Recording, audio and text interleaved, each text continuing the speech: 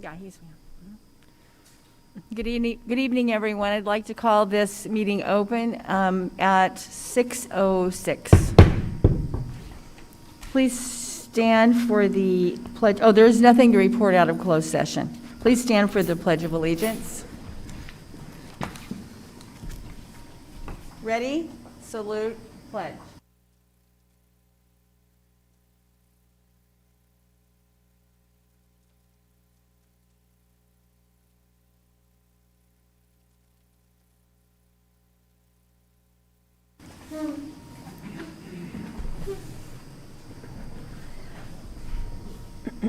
All right, and now we'll move to 3C, approval of agenda.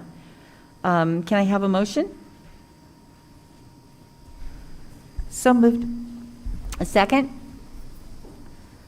Second. And all in favor, say aye. Aye. And the motion passes. Staff reports. 4, Superintendent's report. Dr. Cora? Thank you, President Thompson. As I've been beginning all of our meetings, I will begin with the same start. As everyone is aware, our public board meetings will continue to be available to the public via live streaming due to the Governor's Executive Order N3320. However, our meetings will also be open to the public with limited seating, approximately 14 seats, due to the enforcement of social distancing. The public has been informed, as noted on the posting of this evening's agenda, that any citizen wishing to be heard by the Board of Trustees may email a public comment to mgarcia@santapaulaunified.org prior to each meeting. Public comments will then be read by our board president during the public comment section of the meeting. So to begin, I hope all of our students and staff are safe and relaxing during their summer break. I'd like to give a warm Santa Paula welcome to Ms. Stephanie Barnes, who is our new Executive Director of Special Education and Student Support Services. Welcome, Ms. Barnes. And Ms. Barnes hit the ground running. And she's up on our Zoom panel. Thank you. Happy to be here. I would also like to welcome, is she on there? Our student board member, Ms. Natalie Rodriguez, a senior at Santa Paula High School. Natalie's a returning board member and representing our student body. She will not have a report this evening, but she's here to participate as a student member of our governance team. Again, welcome, Natalie. I've stated at previous meetings and will reiterate my gratefulness to the SPFT leadership team, which is here, part of the team, CSEA leadership team and administrators who have served on our Reopening of Schools Committee, Advisory Committee. I want to thank Ms. Shefferly for doing an outstanding job leading the Instructional Subcommittee. There has been a lot of work completed and will be shared, some of it will be shared later this evening during the meeting.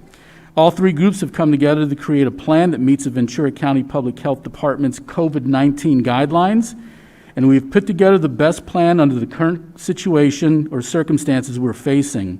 Bottom line is our goal is to provide the safest conditions possible to educate and nourish our students. And I want to thank again everyone who's assisted with the creation of our proposed plan that you'll be hearing this evening. I'd also like the board to know that since the Ventura County Fair was canceled, Mr. Alex Flores, our high school ag teacher, has been preparing to host a Santa Paula Junior Livestock Show at the district's Agricultural Center on Saturday, August 1st, beginning at 9:00 a.m. Kudos to Mr. Flores to provide our FFA students an opportunity to still experience showing their animals. Only FFA students will be allowed to attend the show. However, the event will be live streamed for everyone to watch. Congratulations to Mr. Alfredo Varela, our new dual language immersion teacher on special assignment at Glen City, for being recognized by CALSA as the Aspiring Administrator of the Year for Region 4. Mr. Varela is well deserving of this award and will do great things for our students in district. And in case you're wondering, what is CALSA? CALSA is the California Association for Latino Superintendents and Administrators, a statewide organization that supports school districts addressing the needs of Latina students and are dedicated to increasing the number of highly effective Latina administrators. I'd like to announce that the district's Classified Human Resources Personnel Commission has announced that as Ms. Tommy Sanchez-Reyes retires in September, her replacement will be Cynthia Carrillo, who will be coming to our district with 15 years of human resources experience and with a master's degree. So when Ms. Carrillo gets here, welcome aboard, Ms. Carrillo.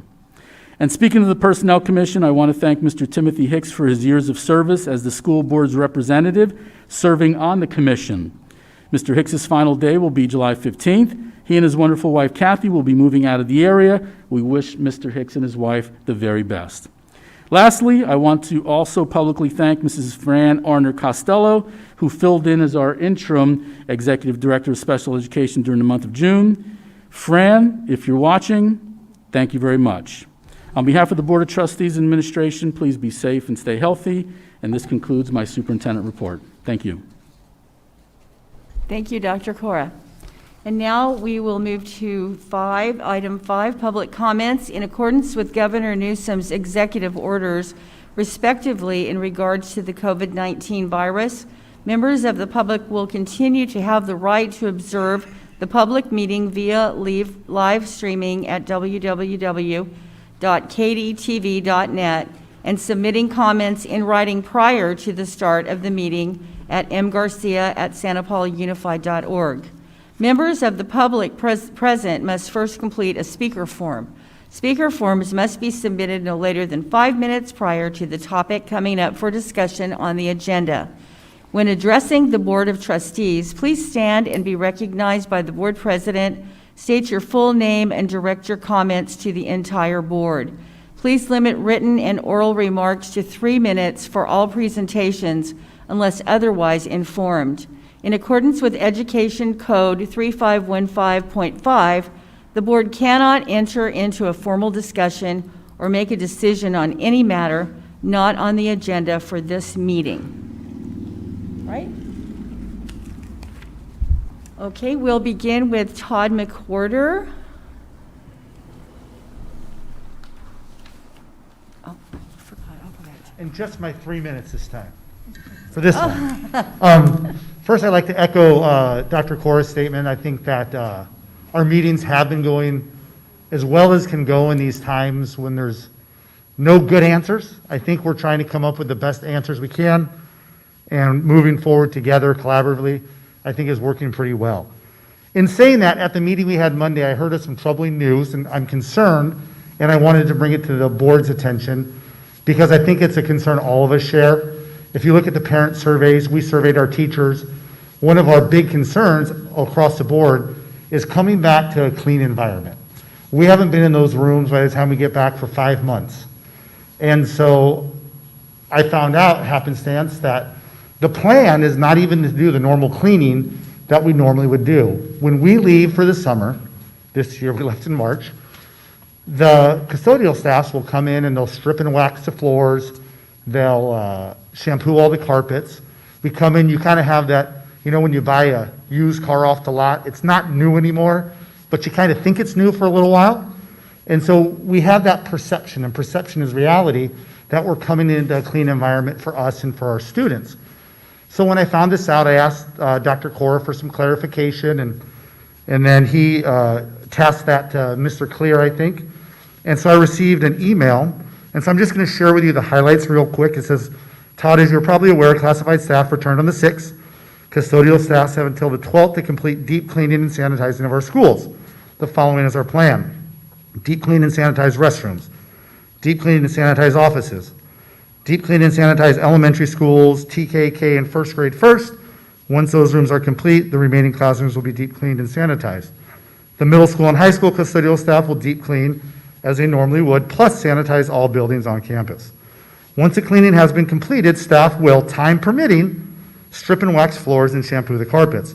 Priority is to deep clean and sanitize as described below.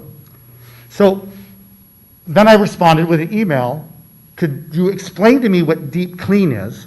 Because I see specifically to the high school and middle school, it says complete as normal. Normal would involve stripping and waxing the floors and shampooing the carpets. I didn't get a response. And so my concern is we can't just throw around the word deep clean and sanitize. I think we need to know what that is. And I think that's for the safety of our students. I think that's for the safety of our staff. And more than anything, I think it's to give everybody who is returning to the site the confidence, because people are going to be nervous. I'm telling you, I get emails and calls every day from teachers, and they're nervous about coming back to work.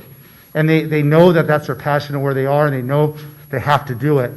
But, perception is reality. And we did forward to Kevin some emails we've received about some rodent infestations at schools.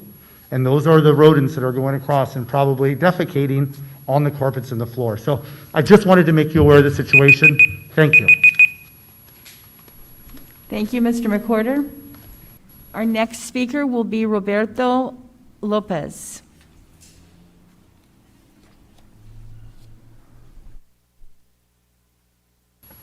This is kind of nerve-wracking. All right.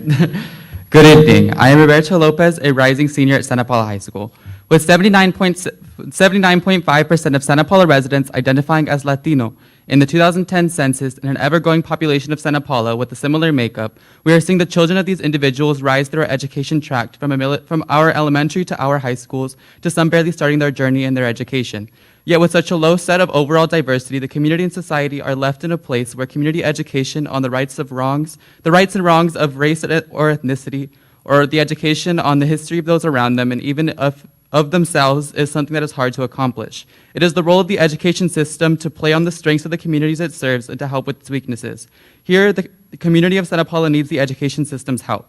It is the role of the education system to fill these deficits in education with the implementation of a course that educates on these lost experiences in the community. It is the role of the education system to help in the combating of the disadvantages living in such a homo-ethnic population. We live in a community where most students in the education system are first generation, first to complete elementary school, first to speak English fluently, first to get a diploma, and the first to be able to make it in the world by getting a college degree. The generation that led them to where they are today. But these families cannot do much. These families don't have the awareness. These families do not have the resources, and the people of your community are uneducated on these topics, not by will, but by the journey of life. And they need your help in order to fill these gaps they cannot provide. People of your community need your help to contribute to those children's success, and in order to help their success outside Santa Paula's racial bubble. We need to prepare students for the diverse world around them, and in order to do so, we must implement social justice in the classroom, reform the required readings from K through 12 to integrate more diverse stories and backgrounds. We must reform the history that we teach from that of Eurocentrism to that of their own eyes, to be learned from a perspective of truth. We need to educate our students on the history of themselves and others around them, from an increase in Chicano educational content to an overall increase in education on Asian history, Black history, on Native history, and on the history of the truths around them. We need to create an education system that creates a person ready to achieve. We need to create a system where we can send students to their next step of the world knowing the community and the system they came from worked for them, worked for their success, and prepared them for their future.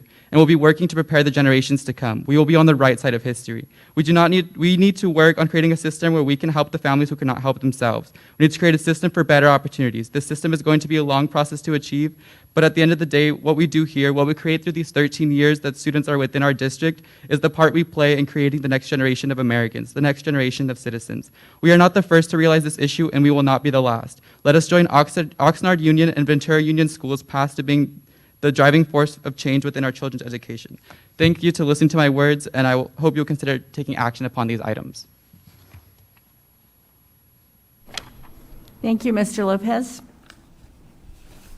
And our next speaker is Alondra Flores.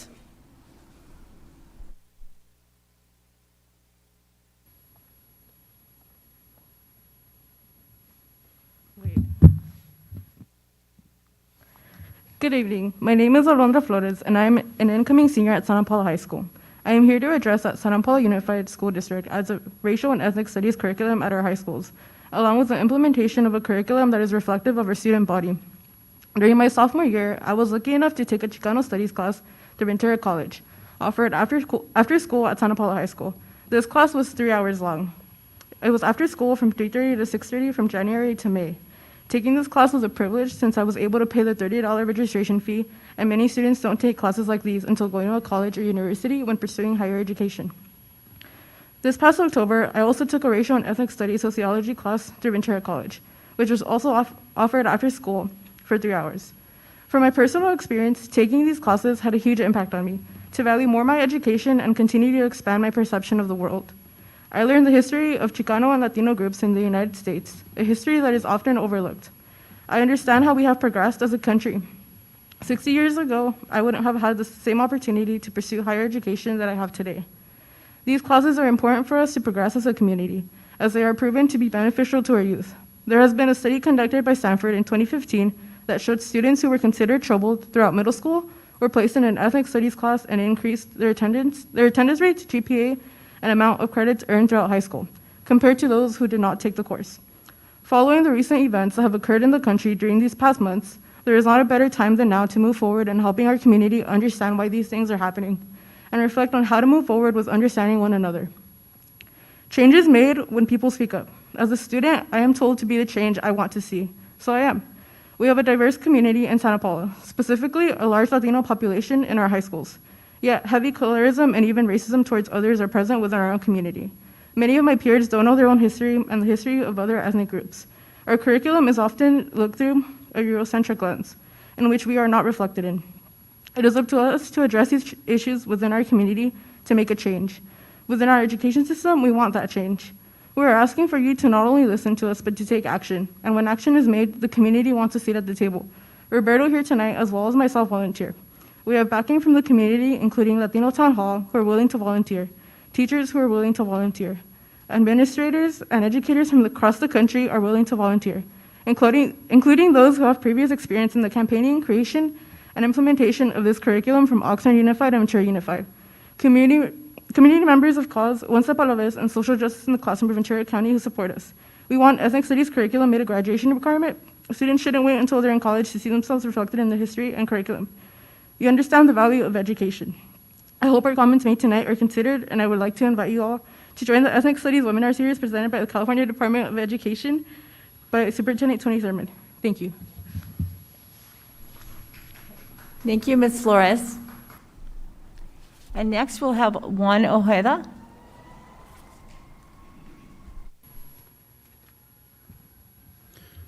Good evening to all members of the board and everyone here present and the audience in social media watching this meeting. Once COVID-19 pandemic arrived, many students were left behind. There was no hope for many of them. Many students were not contacted by the teacher of no one in the district, and it is very sad. And I would like to give the rest of my time for these students that were left behind. Thank you.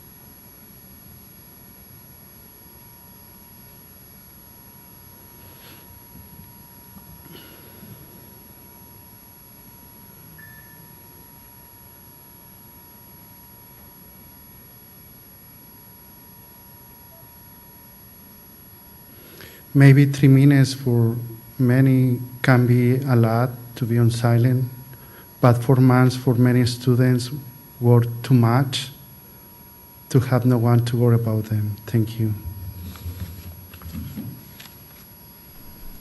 Thank you, Mr. Ojeda.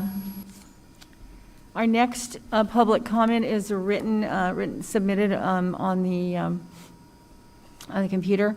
Good evening. I am Rachel McCollum, teacher, 4th grade at McKevitt. This coming school year will be my 21st year in our district. Over these years, I have had the opportunity to share my life with the most extraordinary people, the 7, 8, and 9-year-olds in my classes. I am submitting my thoughts here tonight so that the primary view of things will be discussed. When it comes to reopening our schools, primary children will present a completely different reality than older children. First, they are social creatures. They are drawn together like moths to the patio light. You see this when they play soccer, one massive tangle moving up and down the field. You see this when they line up, a dump of kids, all chatty and social. Second, little ones are drawn to their noses. They continually scratch them, rub them, pick them, wipe them. Their nose knows no bounds when it comes to the attention it receives from a 6-year-old.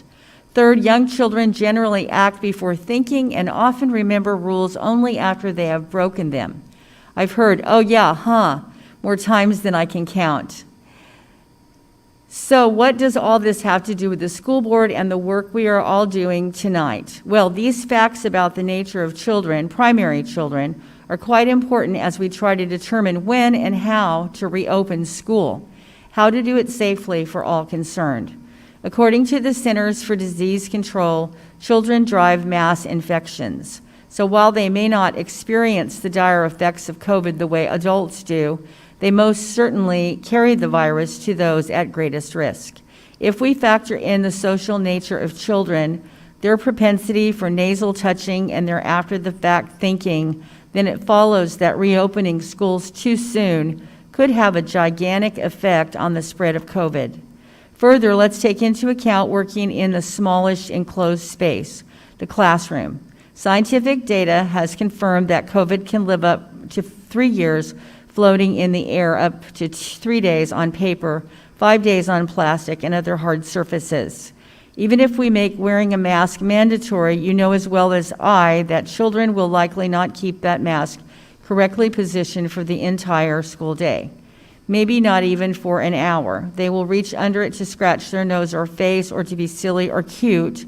They will wipe their runny nose on their sleeve. They will cough or sneeze out into the air.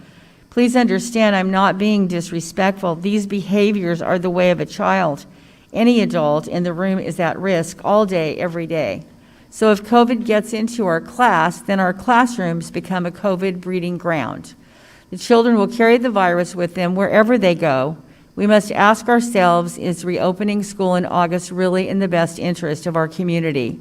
We have seen that virtually every locale that opened their community services has had to shut down again. We have seen massive increases in the numbers of infected persons. Many parents want their children back in school. Many teachers would like to return as well. But for now, the science tells us that working in small rooms, especially with young children, is not safe. A quick note about distance learning. It will work if we work it. If we share our good fortune at being able to willing to work remotely, we will pull the kids along. If we keep the lines of communication open with our families through phone calls and message boards, we can pull whole families along. We have the opportunity and ability to continue providing a quality education to our students and the ability to support entire families as we wait out the virus. This will pass and we will be able to get back to our normal lives. But unfortunately, that normal life isn't available yet. We need to continue being vigilant. We need to use science and the collected data to guide us toward our decisions. Thank you. And that was Ms. Rachel McCollum. All right, our next mailed in comment is from Patty Zavala. Good evening, board members and Dr. Cora. My name is Patty Zavala, parent of a student in the district. My comment today is directed at Board President Pam Thompson. Mrs. Thompson, it was extremely hurtful to see the ignorant, racially biased Facebook posts you have been making. In one post, you stated that more unarmed white people were killed, 3 times more than black people. When you were given insight as to how statistics work and that population had to be taken into consideration, you chose to remove yourself from the conversation. As a former educator and current president of the school board, how do you deem this acceptable? You have influenced the youth of Santa Paula during their time in high school and currently oversee their educational well-being. Such willful ignorance and uninformed manipulation of data on your behalf is unacceptable. I hope this can lead to open dialogue on such an important topic. Thank you, Patty Zavala. And the attached post is here. Absolutely, my response is absolutely correct. Check out the statistics for white versus black citizens, both unarmed, who have been killed by police in 2019. 3 times more white than black. This is not the big problem. Our black citizens need to be brought out of poverty. That's the problem. And the liberals and Democrats are responsible for them staying in that condition. Patty Zavala to Pam Thompson. Do you realize that white people make up almost 80% of the U.S. population, whereas black people only make up almost 13%? Although, yes, numerically more people are killed by police, you can't compare apples to oranges. Okay, thank you, Ms. Zavala. And I think that's all of the comments, so we're going to revisit staff reports, Superintendent Superintendent Committee updates, because I skipped that before the public comments. I apologize. So, Ms. Urias, do you have any updates? Well, I'm part of the legislative committee of CSBA, and the only thing I can tell you is that we met June 26th by Zoom, and just up and down the state, all school districts are experiencing the types of things we are regarding COVID. And so it really takes the cooperation with union and the district and to make it all work and safe for our students to come back. So sometimes we feel maybe a little isolated, but it is going on up and down the state, and everybody's working really hard to bring students back for education to continue. So that's the only thing really that these meetings do, is that they tie us together and we're all sharing the same struggles, and so you don't feel so alone and know that your district's the only one going through these problems with the COVID. So that's all. Thank you. Thank you, Mrs. Urias. Mrs. Colbeck has nothing, and Mrs. Mead has nothing, and I have nothing. So we will now go on to item 6, information items. 6A, the budget update. Staff will provide the Board of Trustees with any pertinent budget information. And before that, we do have some speaker forms. Todd McWhorter. I think I've heard that name before. I'm breaking it up tonight. It's I have to take a second as a teacher and acknowledge these 2 students who came today, and what a wonderful job they did. They were so articulate in giving their presentation tonight, and you can't see the smile on my face, but when I see young people get up, it's not easy for me to come up here, and let's just say I have more experience. Not older, I have more experience, and so I just wanted to acknowledge what a wonderful job you both did tonight. So here I am now about the budget. So I was kind of excited to look at on the board agenda. I saw we were going to have an update on the budget, and usually when we've seen that for the past, 6 months, we've been getting bad news. And so now that the state budget has been adopted and signed into law, I was excited to see the numbers and how they washed out, because I thought we are going to do much better. And then I saw this and I was really disappointed. And I understand where there's a transition right now in our CBO, but I wanted to see, I guess, the numbers plugged in to where we were, because I could do a general search on Google and see that, we weren't getting the COLA. The LCFF was going to come back, it stayed. Deferrals, I know there's deferrals, but I guess I would have liked to have that explained to me a little bit more. I've read a little bit about it, and I guess I know how they work.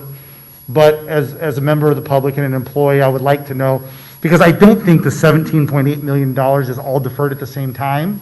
I think it's deferred in stages, and so I would have liked to see that. I think for the district, that's good news that the contribution to STRS and PERS is less. I think it's probably good news that these other programs are being funded. We're getting the CARES Act. But I guess I couldn't believe that I didn't see on here the learning loss mitigation funds, which I guess I'm happy to report, as I was doing my research again before this meeting, before last meeting when I first saw it, we were at about $5.8 million from the 3 buckets for the district. And I plugged it in today, looking at the article, and they had the little thing. And I text Julie, I go, Julie, was the number 5.8 last time? And she says, yeah, 5.8, I got it in my notes right here. Now it's 6.8. So we made $1 million. So I've seen that, I think I know what that's for, I think we're getting that money, and then I don't see it on here, so I'm not a school finance professional, I'm just trying to stay up to date with what's going on, and so then I was confused. So hopefully in the budget presentation, there could be some clarity, especially on that gigantic, very significant pot of money, which, you know, we are gonna need to bridge some of the gap for some of the kids who don't have the learning, the technology at home. So, you know, I hope maybe on the next one, we could see some numbers. We have the 3 years out, and we could see how this money is maybe gonna help our district. Thank you. Thank you, Mr. McWhorter. All right, now we'll go to the budget update. Staff will provide the Board of Trustees with any pertinent budget information. Dr. Cora? Thank you, President Thompson. Mr. McWhorter, you beat me to the punch. I wanted to say something about our students as well. So I concur with Mr. McWhorter. It's great to have students here, and it's great to have them speak publicly. So to both of our students, nice job. Thanks, Mr. McWhorter. As Mr. McWhorter also said, that the state budget has been passed. Districts now have 45 days from the day that it's passed to revise their budgets. As you know, we passed the budget, the board passed the budget based on the May revised numbers. We all knew that was going to change. So we do have 45 days to come back with a revised budget, and the plan is to come back to the August 12th? Is that the next date? August 12th board meeting? Whatever the board meeting date is in August. And we will be bringing a multi-year projection, and numbers will be very clear. And Mr. McWhorter is correct that we are in a transition, but that's not an excuse. We're just working on our numbers. We need to make sure whatever we present is completely accurate. So with that being said, I'm going to turn it over to our financial consultant, Mr. Mike Clear, who will take us through the budget update as of right now. Mr. Clear.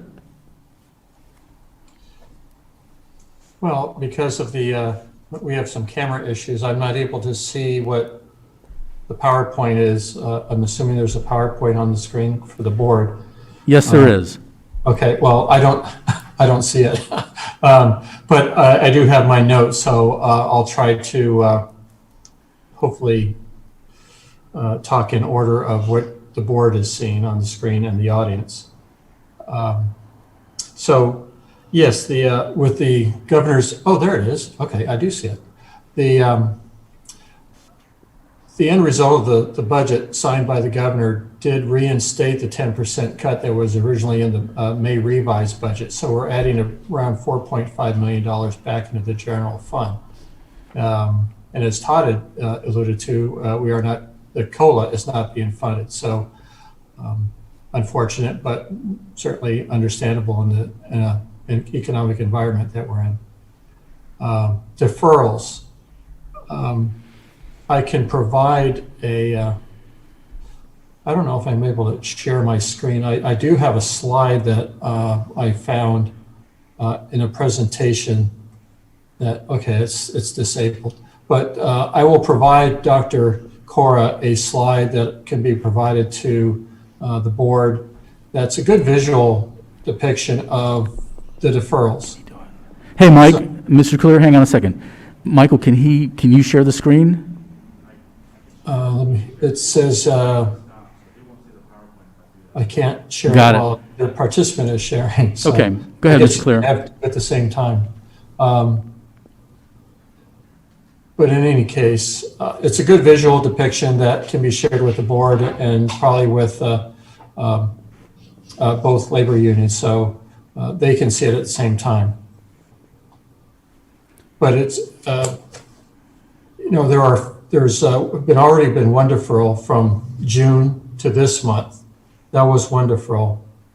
There are 5 more deferrals in the 2021 fiscal year that go into the 21-22 fiscal year. And that is really how the state is saving money. It's a bookkeeping issue for the state. It's a cash issue for school districts in California. What does that mean? It means, well, we spend down our reserve to a certain degree, and there will be cash borrowing. Looking at the reserve and looking at the cash flow and the deferrals from the state, probably in January will be a time where your new CBO, along with Dr. Cora, work with your financial advisor to look at what borrowing opportunities are out in the market. And there will be pools of school districts and community colleges that are getting together to try to pool together resources and come up with basically a loan, a cash loan to weather the storm of these deferrals until we're made whole, which according to the current deferral schedule isn't until November of 2022. Mr. Clear, can I ask a question? 2021. Yes. So correct me if I'm wrong, it's more of a statement. So the first deferral you said was June. We did not receive an apportionment from the state, and they're going to pay us at the end of July. Is the next one not until February? And am I correct in saying that Yes. instead of getting our apportionment in February, we will not get paid by the state until the following November? Well, excuse me while let me see if I can. And I only make that statement because Is it possible to, I guess, take this budget update off the screen and let me share my screen? yes, hang on a second. You're good. Okay, so can you see this slide? Now we can. Can you make Okay. it bigger?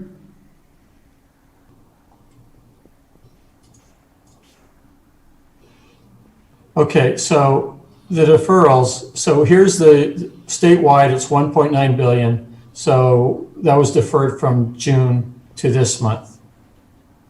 And as Dr. Cora mentioned, February deferral is paid in November of 2021. And so here's the other deferrals. There are 5 of them here. And you can see the month that it's deferred and the month it's actually paid. So that's the challenge for school districts in California is without the cash payments from the state is to, of course, make payroll, pay the benefits, pay the bills. So that's when, it depends. It's different for every school district as to how they weather the storm and when they need to borrow cash. But at some point, districts will have to borrow cash. And so probably in January, we'll have to look at, after the first interim probably, and before the second interim is really due, to look at the cash flow of the district to see how the district is performing and to really determine how much cash needs to be borrowed. And that's where the financial consultant will come into play, the county office will come into play, because they'll all want to look at those numbers so school districts have to justify borrowing the cash. That will be easy to do. It's a matter of how much cash and when it's going to be paid back. There is, of course, a cost to borrow this money, just like any personal loan, auto loan, home loan. There's a cost, interest cost. The good news, if there is any in this, is that the market right now, and it doesn't look like it's going to change anytime soon, is that interest rates are very, very low. So the cost of borrowing should not be astronomical. It should be reasonable, whatever you want to define reasonable as. The rates will be known at that time. So I just wanted to show this visual depiction to give the board and the audience a pretty good idea of, okay, what does this mean? So hopefully this helps understand what it is and really when.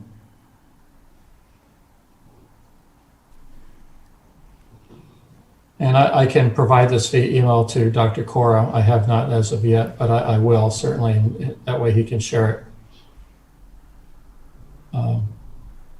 So we can go back to the other slide. I'll stop sharing this screen if that's okay.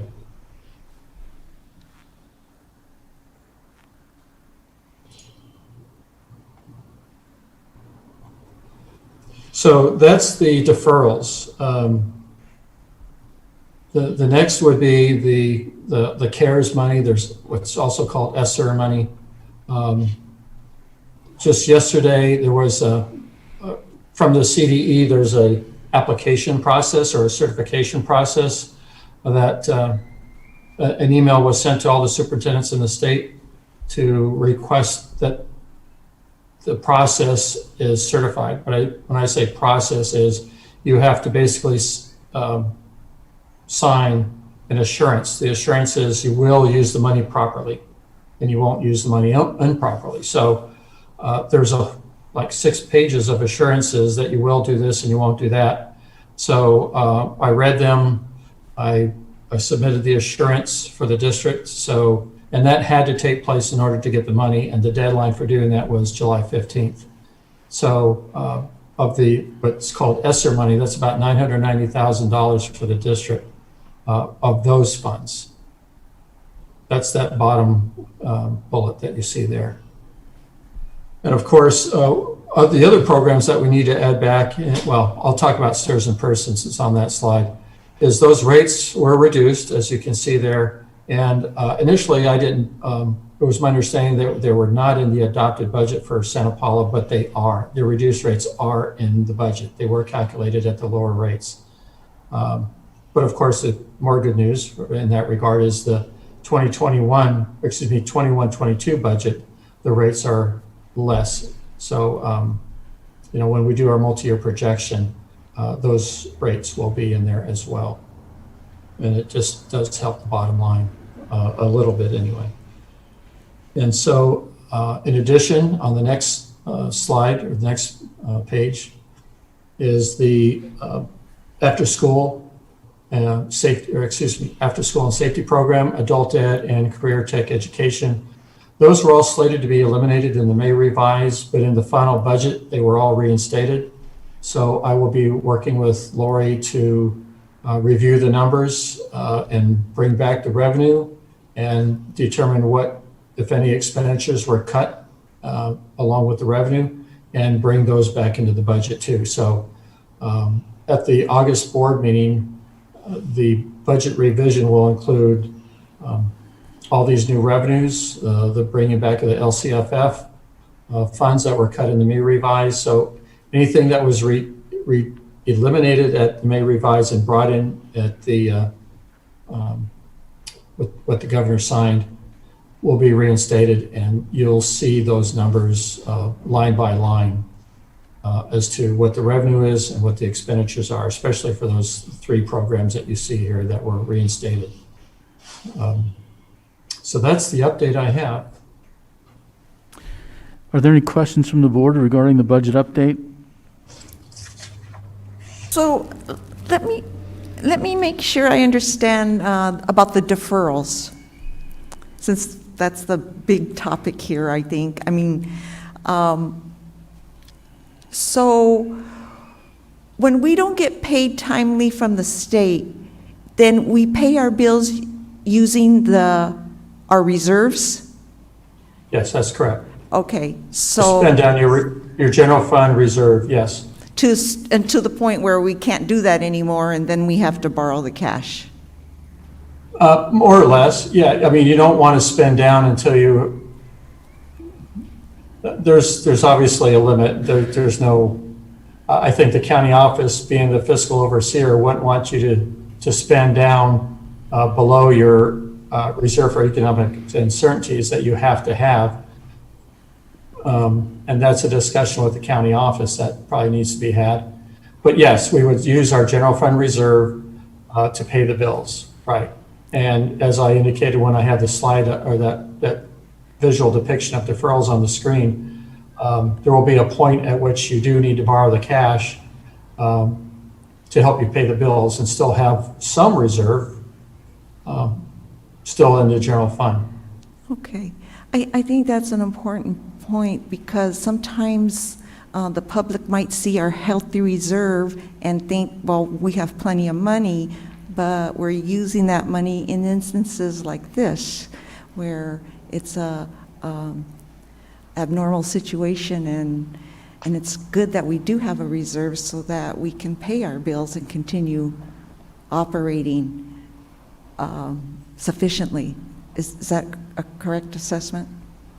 Yes. Okay. And we don't anticipate any more changes from the state, at least right now. Could there be changes? Certainly there could. Hopefully there aren't any to K-12 education. But things to look for would be when the tax deadline was pushed out to July 15th, the state will certainly be looking at that to see what their estimates were compared to what the actual tax receipts are. And that could change, of course, the state budget, and they would have to determine what action to take place if it's significant. And then, of course, at the federal level, it's an election year, and so that's going to be an interesting process in terms of federal funding for K-12 education in California, what that really means. Hopefully it won't impact any of the stimulus money or this additional money that school districts are getting to deal with the COVID crisis. But those are certainly two key factors to look at the state level and, of course, the federal level. And Ms. Urias, the reserve has a title, Reserve for Economic Uncertainty, for a reason, and that's exactly what we're in right now. Who would have ever thought? It come as quickly as it did. Mm-hmm. Okay, well, thank you. I have a quick question. So according to the chart that we had up here, starting in February, we're not going to be receiving state funds, and we won't until July. Is that correct? Mike, can we take a look at that picture again? Sure. The one that stuck in my head was the February to November of next year, but there's others that come before then. Yeah, they start coming back each year. Yes. So it looks like we don't get paid in February until November, but our first payment comes in is the June payment in July.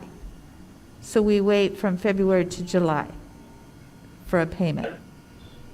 Yeah, there are 5 months there, right. Mm-hmm. Okay, thank you. And the best way to explain it is, somebody explained it to me, we all get paid for our work, the work that we do in every month, and every month there's bills we pay. So it works out.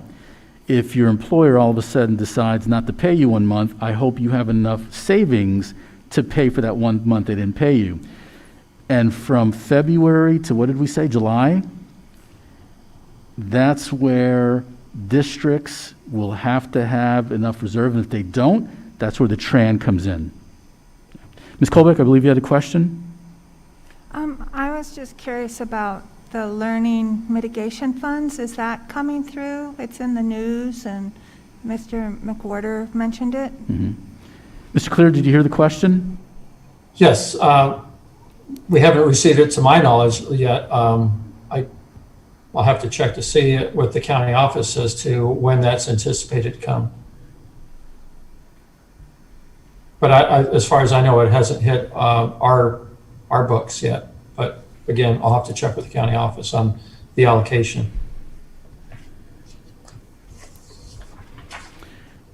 Any other questions regarding the budget update? And again, come August, and is it the 12th? The 12th is in my head, our next board meeting. Yes, it's the 12th. Okay. And the 45-day period is August 13th, so we make the deadline.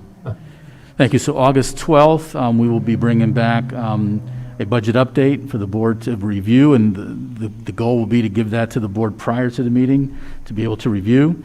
And again, it'll have a multi-year projection and all the actual numbers. Mr. Clear, thank you very much.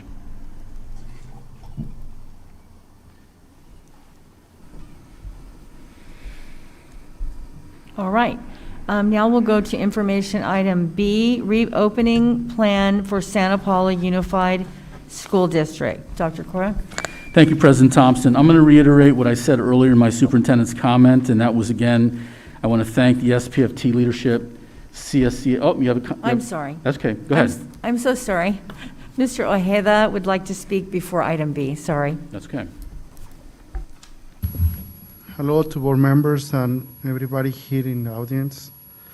My name is Juan Ojeda. I am a parent and I am part of different committees, as you all know.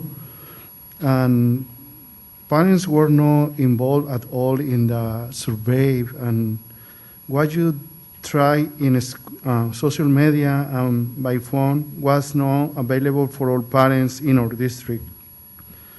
We parents count, and the best way to have a better 2020-2021 school year is by working as a team. Being in social media and talking to so many parents, we all are concerned. I am concerned if I am going to send my daughters to school next school year, because I am not very aware of what's going on here in the district. What are the real plans that you are taking for our kids to go back to school? And I guess it's the same concern with other parents, that what is going to happen, how a child that is not able to wear a mask will be in the classroom. What is going to happen when accidents happen? Who is going to be there? Who is going to train the people that is working in the school to make sure they are taking care of every single child to prevent any accidents? And I guess we parents need to be working with you. You need to be working with us. This is totally different for what was happening in the past. Now, is our children safe? That can be a risk. And we want to know what is going to happen. We want to know how it is going to happen when my child arrives to the school. Am I going to be able to walk my child to the classroom? Who is going to make sure that every single student is going the right direction? I guess we parents need to be here from you, but make it happen. Thank you so much. Thank you, Mr. Ojeda. I'll read this part that I forgot. Staff will share proposed instructional models for fall 2020. Options will include an independent study option, full-time distance learning model, and a part-time hybrid model. Safety considerations and results from the distance learning parent survey will also be shared. Dr. Cora. Thank you, President Thompson. Mr. Ojeda, thank you very much for your comments. That was like a perfect lead-in for this presentation, so thank you for that.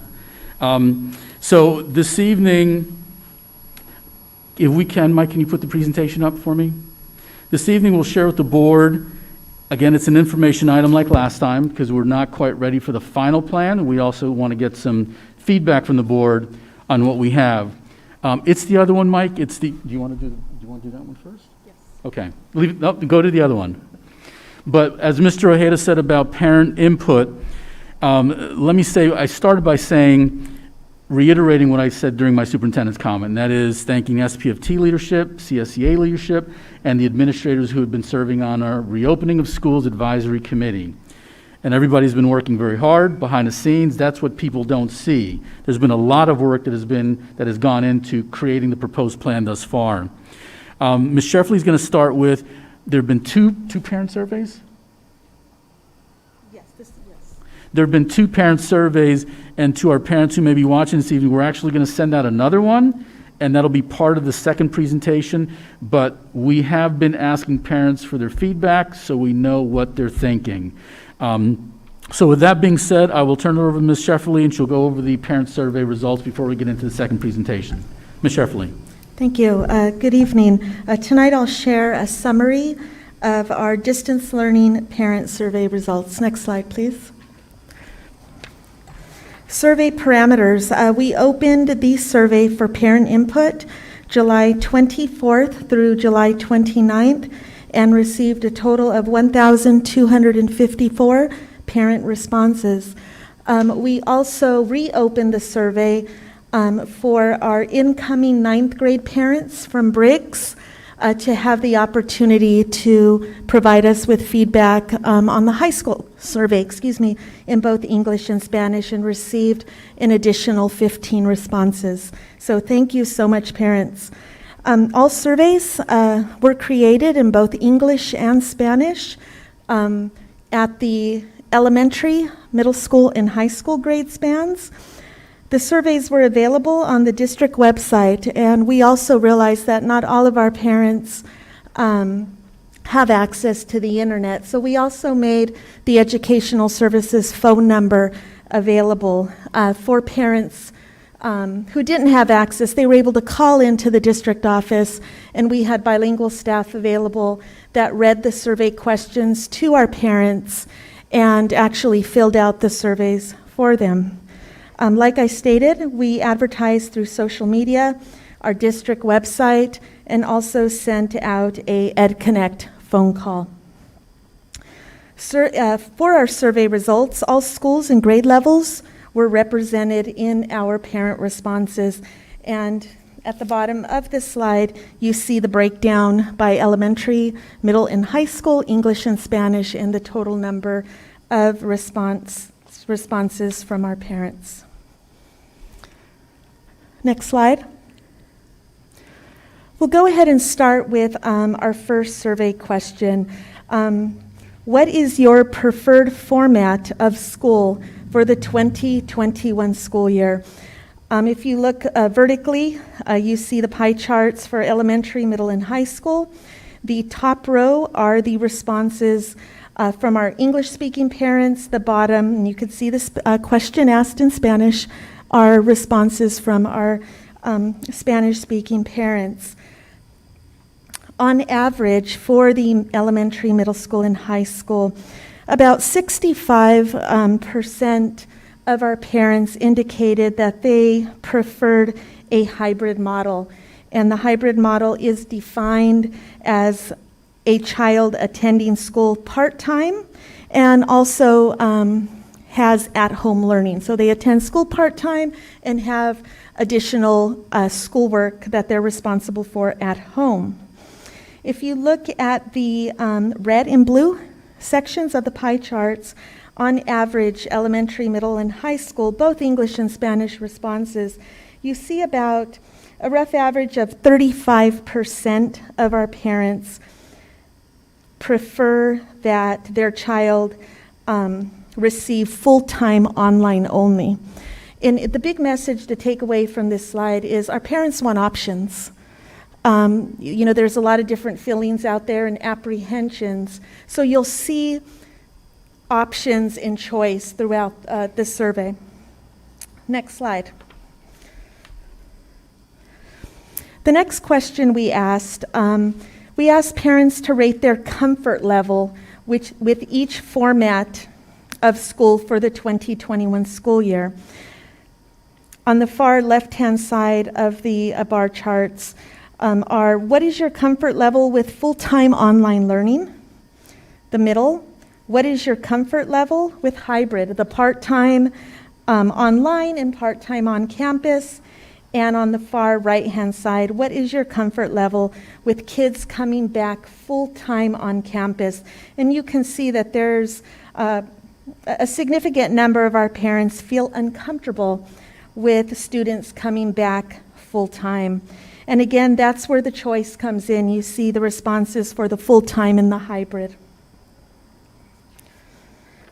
That was for elementary. Next slide is middle school. Same question. You see that same apprehension, being uncomfortable with bringing students back full-time on campus.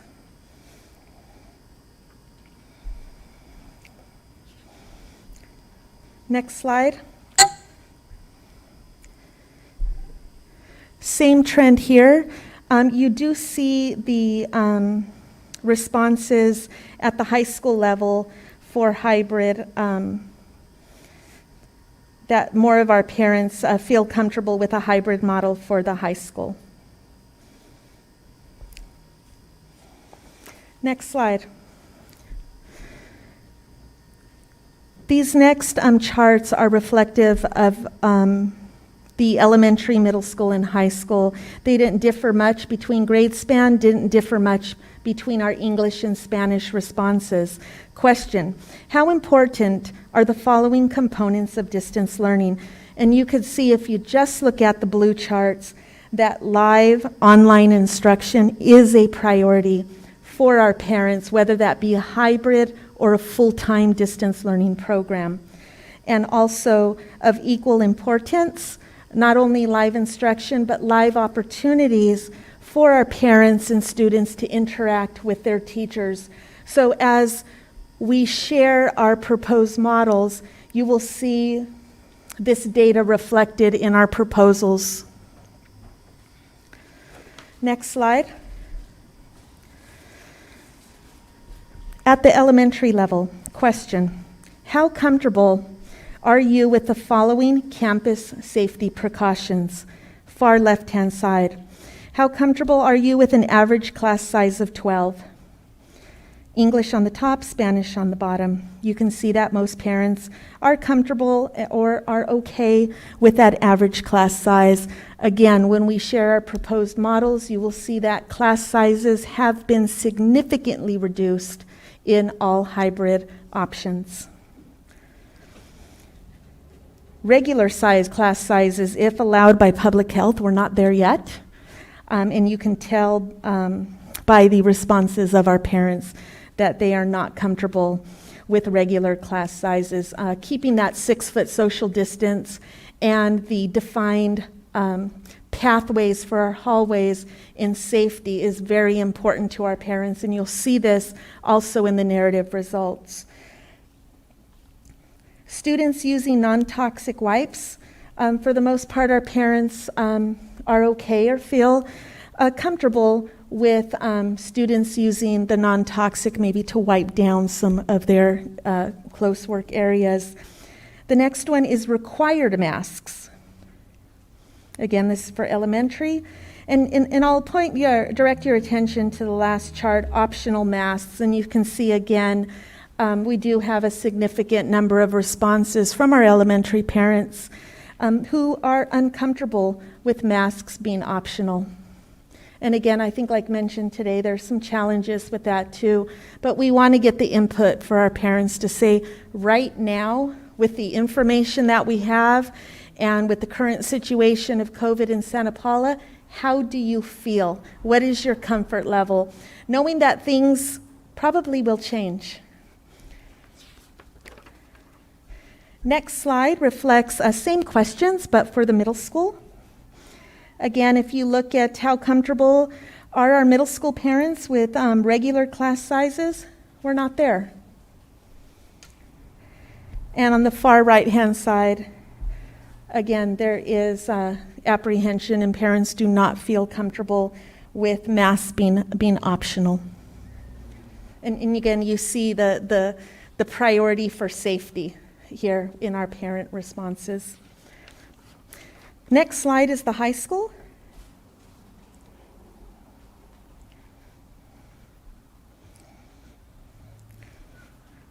How important are the following components?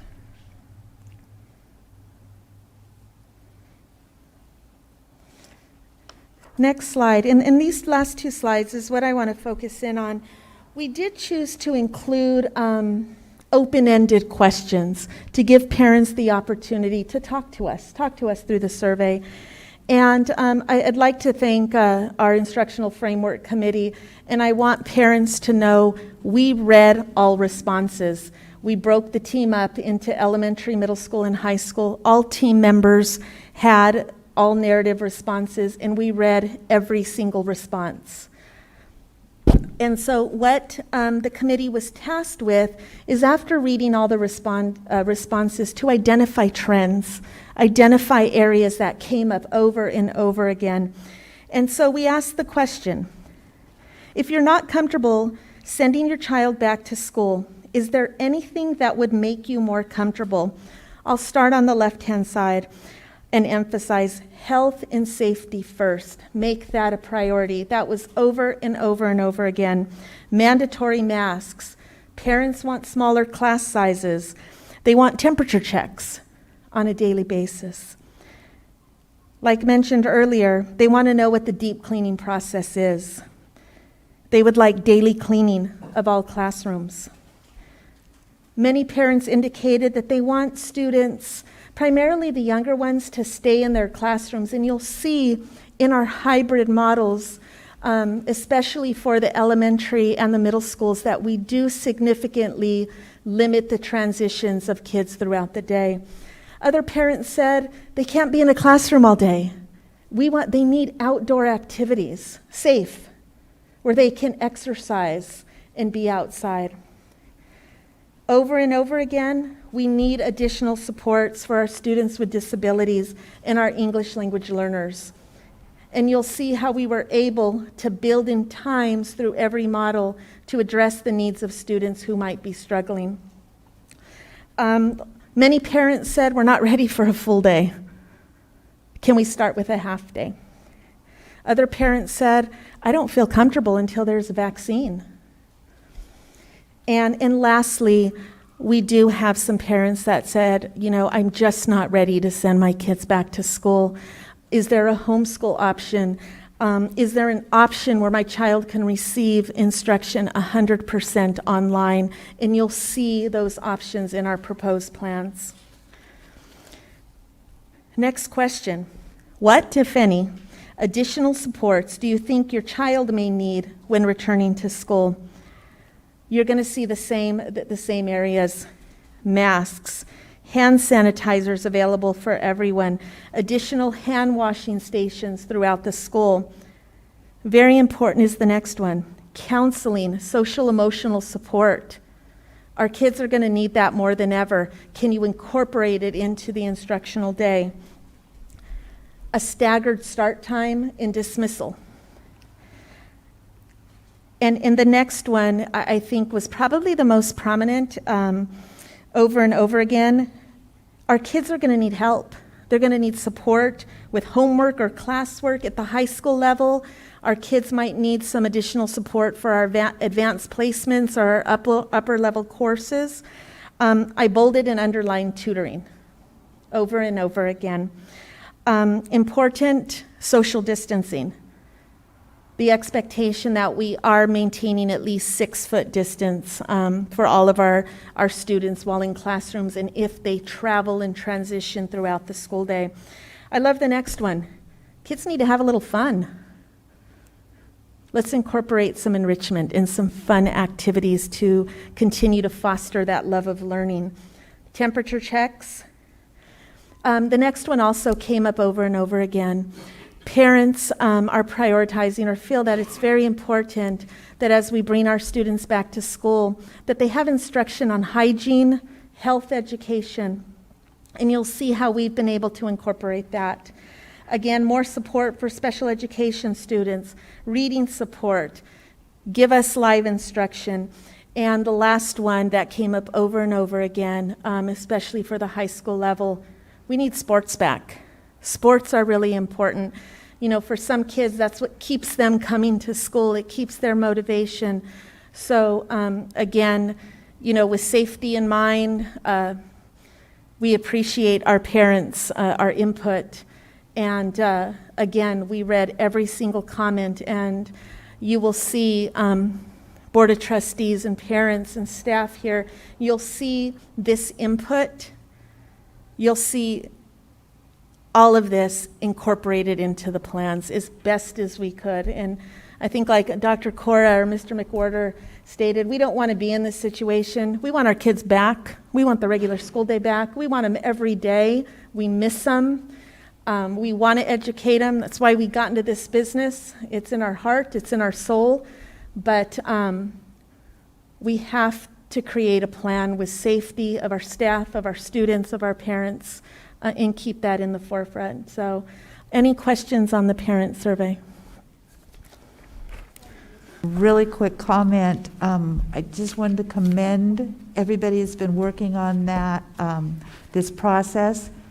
Everything I hear on the national news is how important it is to get parents and staff input, and how each district is going to be a little bit different to meet the needs of that district. And this is a great step towards that. So I just wanted to commend you for all the work that you put into this. Yeah, the team. Yes, The team. absolutely, the team. And the parents that participated, that's going to make this fit their needs as much as possible, Yeah. following guidelines, et cetera. But And I do want to share also, and you'll see an essential component of our plans include involvement in with our parents and our community. Mrs. Ramirez, I know you're Zooming with us today. She is working on identifying dates in the upcoming weeks to bring back our LCAP Advisory Committee through Zoom, as well as DLAC.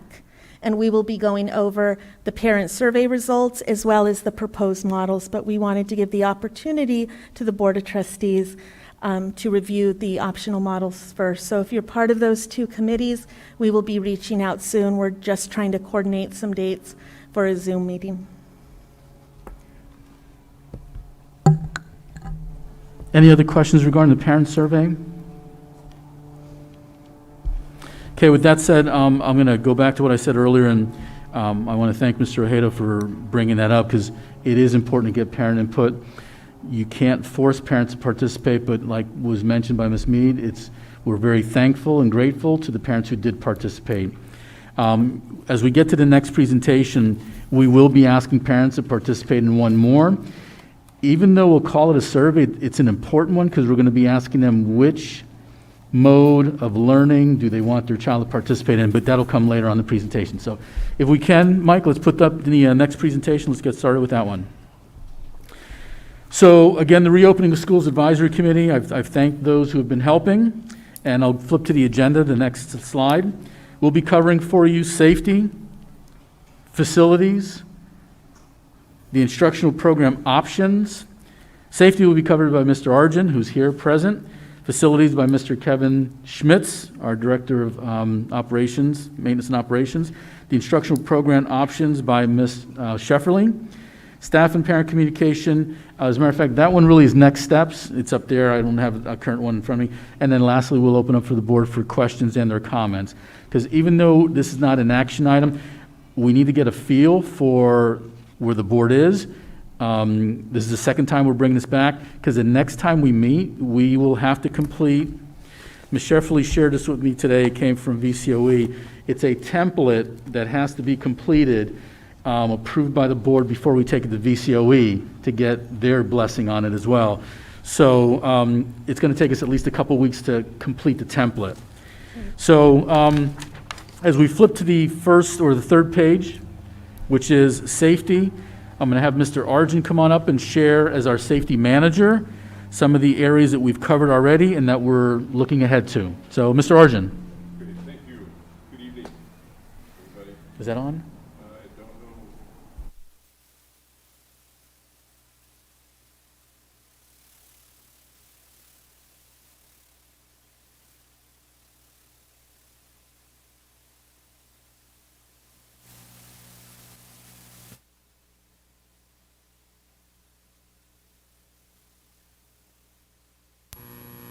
I don't know. Yeah, we'll swap this one.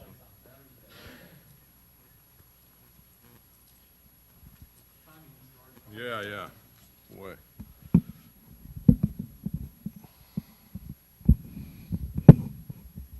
Okay, That's why it's always nice to have Michael here. that's right. Thanks, Michael. Okay, let me share a couple things. Good evening, board members. Let me start off with some of the training that we've been doing. On July 1st and July 2nd, we did a little training session. Molly, Kevin, Dr. Cora, and we asked Tommy to do some input also. And one of the main things that we had, first stage of the training was for the target solutions. This is being provided to us from the JPA. They have a total of 7 modules, but the 3 modules that we used as the training were pertinent to our school districts. We also got we put together a PowerPoint presentation for the staff so they could understand and see everything that we were trying to do, every aspect that we're trying to provide for them to have a safe reentry for the 12-month employees that were coming back. The next one are the PPEs, personal protective equipment, that we're trying to provide for everybody. We're providing washable masks for all the staff and students, and these face masks are really nice. A few of us have them on. And the next one is a portable touchless, the face shields are an optional deal. Upon request, we can provide a face shield that will go over the head and protect the front and keep the face protected. The next one is a portable touchless hand sanitizer stations. I believe per 75 people, we have a station that will be set up throughout the districts for people to just put under and get that hand sanitizer on them. The next one is the electrostatic disinfectant sprayer, fogger. We've ordered quite a few of them for all the schools, and after a room is clean, each of the rooms will be fogged with this disinfectant, and it helps to sanitize it. The next thing that we're doing is disposable paper masks. So we've ordered thousands of them.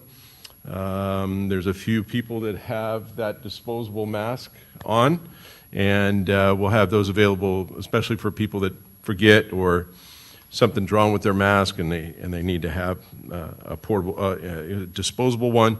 We'll be able to provide that to them. The next thing I want to bring up is the amount of costs that we have incurred so far is close to is $180,000 that we have spent on all this different equipment that we're doing that is pertinent to the PPEs. Next thing we couldn't stress enough is the social distancing signage. So today I received from the county some of the distancing little signs and brochures, and they sent these over to us, and we'll be posting them throughout for our staff now and for students later. The other one is when we're stepping in an area, so we can place these on a vinyl flooring. We're also getting some of these that will be on for carpet, and the carpet ones haven't come in yet. So we'll have many different areas that need reminders that we need social distancing throughout the district. The next thing that we're doing are the temperatures, as we did today for everybody. We've ordered quite a few of these guns. I hate to call them guns. Infrared temperature devices, and these devices are we've ordered. We've received 40, and we have another 40 coming in. That is part of that $180,000. And so that pretty much concludes what we're doing. Well, let me explain also what we're doing every morning before work.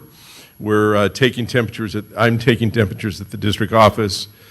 Kevin is taking temperatures for the M&O and the custodians around 5:30 in the morning at Isabel School. And so we just do this. We have Tommy doing it at HR, and CNS workers, we have Suzanne doing the same thing. So we're covering all our bases for everybody on a daily basis, taking temperatures. So that concludes my part for safety. Thank you, Mr. Argent. And as those who are in attendance here know, Mr. Argent was scanning our temperatures as we came in. So we all got scanned coming in here. I have a question for Mr. Clear, our financial consultant. So, Mr. Clear, Mr. Argent just talked about a lot of different things that we've ordered, and though Mr. Argent didn't give the number, there's quite a few of each one of the things he mentioned.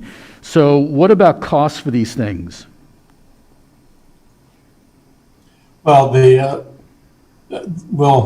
this is what we'll be using, or offsetting the cost will be offset with the ESSER funding. That's the funds used specifically to offset COVID expenditures that school districts incur. So the $180,000 will be offset against what we're supposed to get is around $990,000. So those funds will be used to pay for this 180. Great, thank you. And I wanted to make sure the board understood that's what that money's for. So it's not coming out of the general fund. And that's, like Mr. Clear said earlier, why he filled out the assurance pages earlier today or yesterday. Thank you, Mr. Clear. So the next item on our agenda, or not on our agenda, in the PowerPoint is facilities. I have Mr. Kevin Schmitz, our Director of Maintenance and Operations. Mr. Schmitz, you want to cover facilities, please? Absolutely. Good evening, everyone. Cleaning schedule is one of the hot topics here. Throughout this whole pandemic, moving forward, will continue to be one of the top and most important topics, I believe, that we're going to touch base with throughout this whole ordeal. A typical summer deep cleaning consists of cleaning classrooms, bathrooms, offices, cafeterias, kitchens. What does that entail? That entails anything from dusting the room all the way down to, yes, stripping, waxing, shampooing of carpets. With some time restraints, we're trying to figure out how we can work around that. We are actively, honestly trying to get everything done to the best of our ability, and we'll continue to do so. It's an ever-evolving plan, an ever-changing plan. I think our plan has changed 3 times, and we're only at Wednesday. So we're continuing again to improve on it and move forward and get as much done as we can. We are focusing on sanitizing the classrooms, wiping down all desktops, chairs, countertops, door handles, light switches, telephones, and items of that nature that are touched most frequently throughout the school. As Mr. Arjun alluded to, mobile hand sanitizing stations, we did order 70 of them, which equates equitably to about 1 for every 75 students. They are refillable. We do have gallons of refillable hand sanitizer that will be provided to each location. They are touchless and they are movable. So if we deem that they need to be out at the playground and realize that later on the better location may be towards the office because you have more students in that general vicinity, we can do that. And again, if we need to move forward with purchasing more, we can do that as well. Masks for students and staffs. We have purchased 1,000 washable, reusable masks for every staff member throughout the district. We've purchased 3,000 washable masks for the students throughout the district. We are anticipating students to come with their masks, but in the event they do not have the means to have one, we will be able to provide one for them. And we understand people are going to forget masks on a daily basis, probably more often than bring them. So in our possession currently, I received today our allotment of 6,000 disposable surgical masks. Most likely they're the blue ones that people have seen wearing around. Those landed today in our warehouse. And again, all this stuff is becoming more and more available for us to purchase as we need it. A lot of this stuff is still on back order and we are waiting to receive, and we are in constant contact with our vendors, tracking our supplies. That kind of sums up my part of this presentation. I appreciate everybody from the teachers union to CSEA, everybody just working with us, and all the district staff and parents and children we're all going to be in this together. So I appreciate everybody's help in moving forward. Mr. Schmitz, thank you very much. Mr. Argent, thank you for the safety information. Mr. Smith, great job. I'm going to disagree with one comment that you made. I'm going to look at our students here, and I'm going to say that they're not going to forget their masks. I'm going to bring them every day, and we're going to have a whole bunch of leftover masks because they're not going to forget theirs. Am I right? They're nodding yes. So thank you, Mr. Schmitz. Now that we've covered safety and facilities, the bulk of this presentation is about the instructional program. I'm sure the board is anxious, though you got a preview last time that we met. Some minor tweaks have been done to the plan, and Ms. Sheffley is going to take us through the big bulk of this presentation on the instructional program. So, Ms. Sheffley. Thank you. We're going to begin with the considerations for our instructional models. And many of these slides were shared at the last board meeting.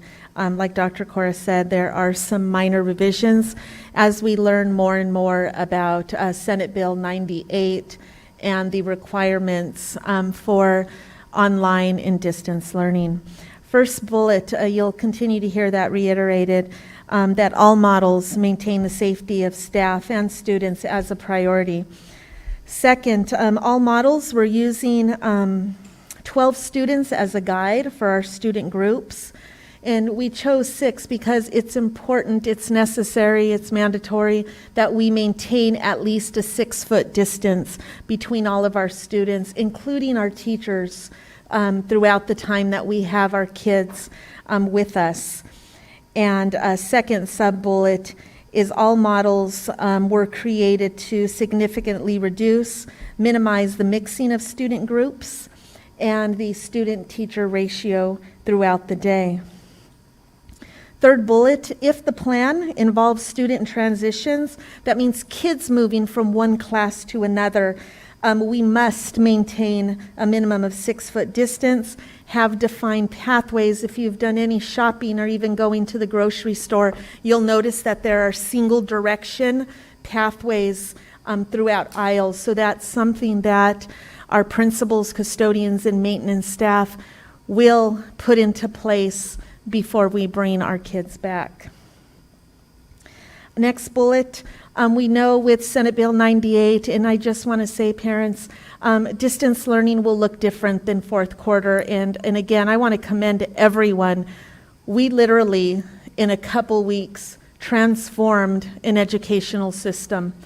And I think everyone, parents, kids, for your resiliency, and teachers, CSEA, need to be commended. It wasn't perfect, but I think as a community, as a school, we came together. But I do want to say it'll look different in fall, and we have a Senate bill that has clearly defined parameters. We know that we're going to need to take attendance every day. We're going to need to know who is on campus, every single adult, child, staff member, who's on campus, where are they, and what locations have they visited. And that's going to be important in the case that we have to implement contact tracing. So all models were built to minimize as much transitions as possible. Very important, all plans were created under the assumption that these instructional models will be in place for the 2021 school year. These are not short-term models. We're working under that assumption. And all models provide opportunities and are flexible enough to provide additional support for students with disabilities, English learners, as well as students who are falling behind academically. Next slide.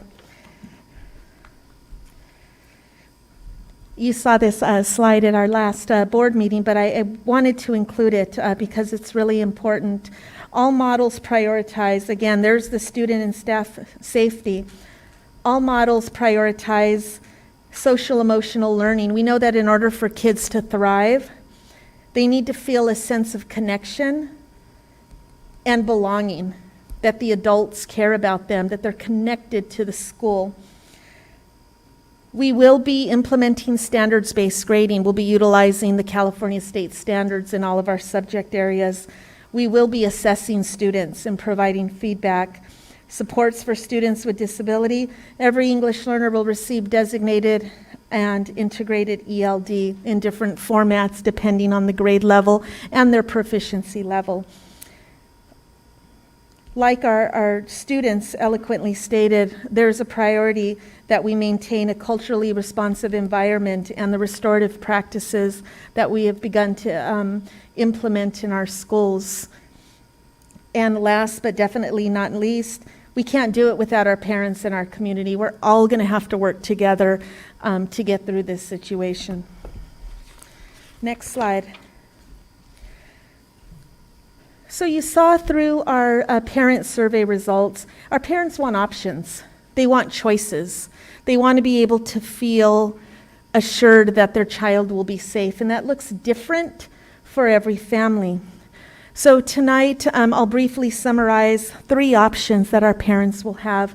The first one being an independent study model, a full-time online distance learning model, and a hybrid part-time distance learning. Next slide. We'll begin with independent study. This isn't a new program. We do have Board Policy and Administrative Regulation 6158 that speaks to independent study. In the past, Santa Paula Unified has used independent study in a small capacity for short-term options.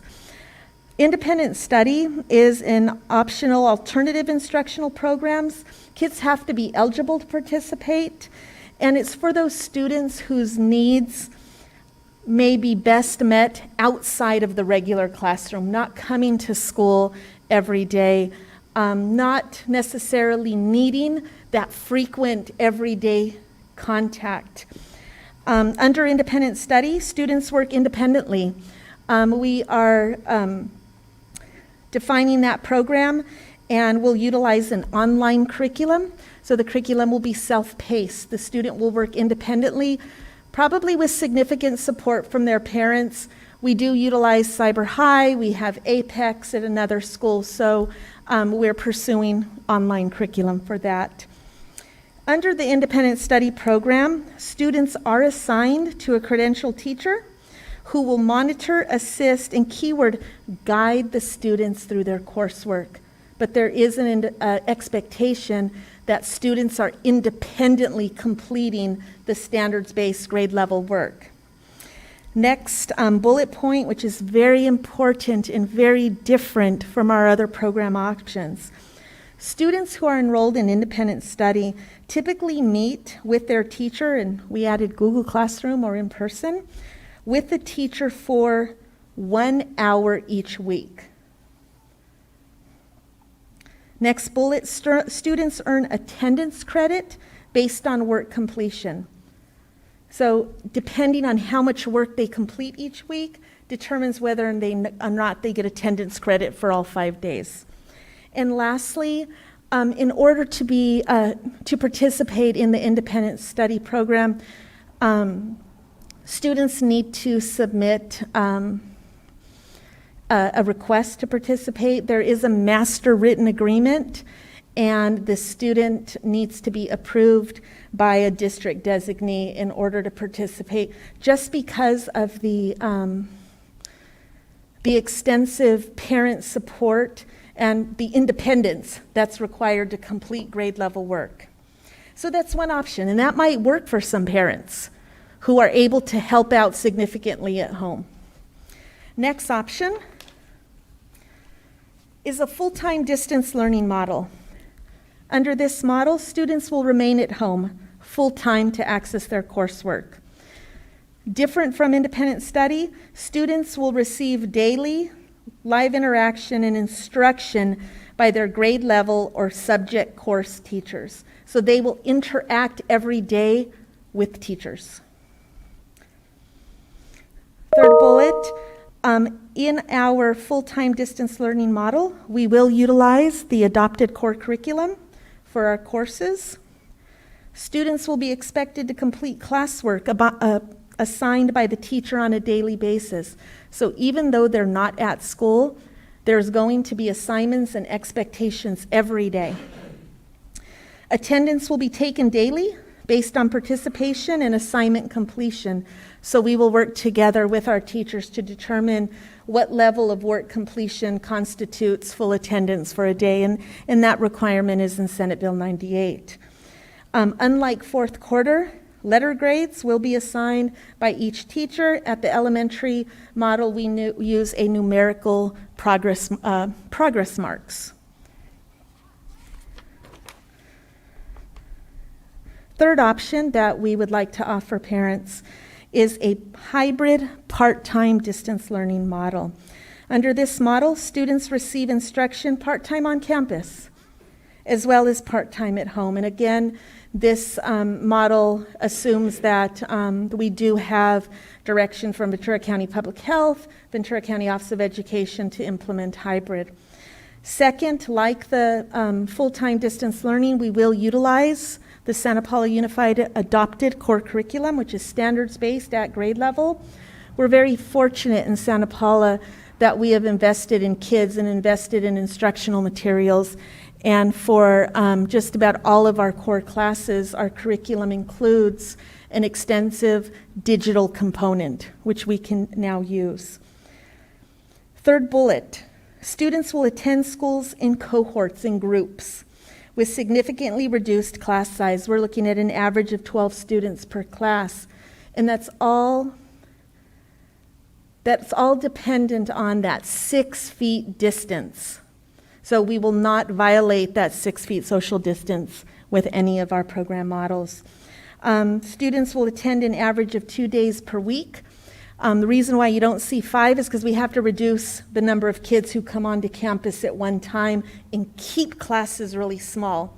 When you do that, you don't have the opportunity for kids to come every day. And again, students will be socially distanced, and transitions between classrooms, you'll see in this plan, have been reduced. And when there are transitions, pathways will be clearly defined. So those are the 3 program options that we plan to make available to our parents. So we'll start with the elementary distance learning model. Again, this one is the students are receiving their education all at home. On the left-hand side, Senate Bill 98 has identified that we need to have 240 instructional minutes a day. Bottom is we are going to prioritize, while we have kids in front of us, we will prioritize reading, English language arts, mathematics, designated ELD, that's that designated time each English learner will have to focus in on language development. And very important, we're going to allocate time where they're there for social emotional learning. And Ms. Stephanie Barnes, we touched bases today. She's going to start researching social emotional activities and loop our counselors in, our mental health counselors, to help us with that. We think it's really important. On the right-hand side is our daily expectations of distance learning. Even though they're not at school with us, each cohort of students will have 2 sessions of 30 to 45 minutes live teaching with their teacher through Google Meet or Zoom. So cohort A will have 2 sessions, cohort B will have 2 sessions, and I'll show that in the bell schedule. We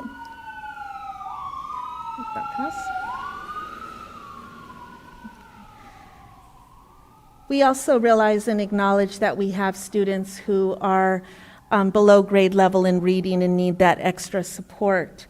Our plan is to utilize as many support staff, including reading teachers, to meet with students in small groups via Google Meet and Zoom to provide that intervention and live as we can in distance learning.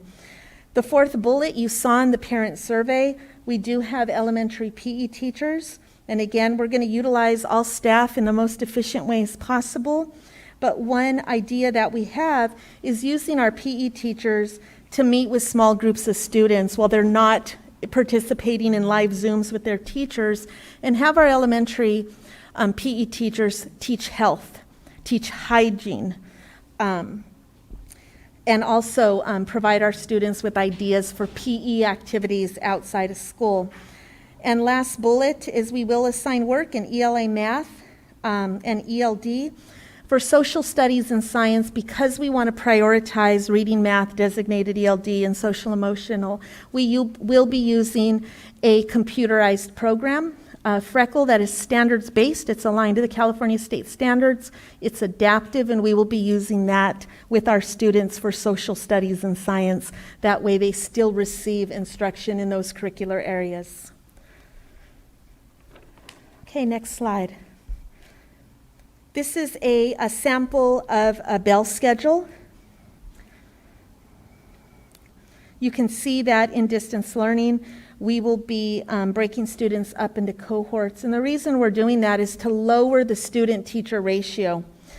You can see, like mentioned on the other side, from 8:15 to 10, cohort A will be receiving their live instruction with a teacher.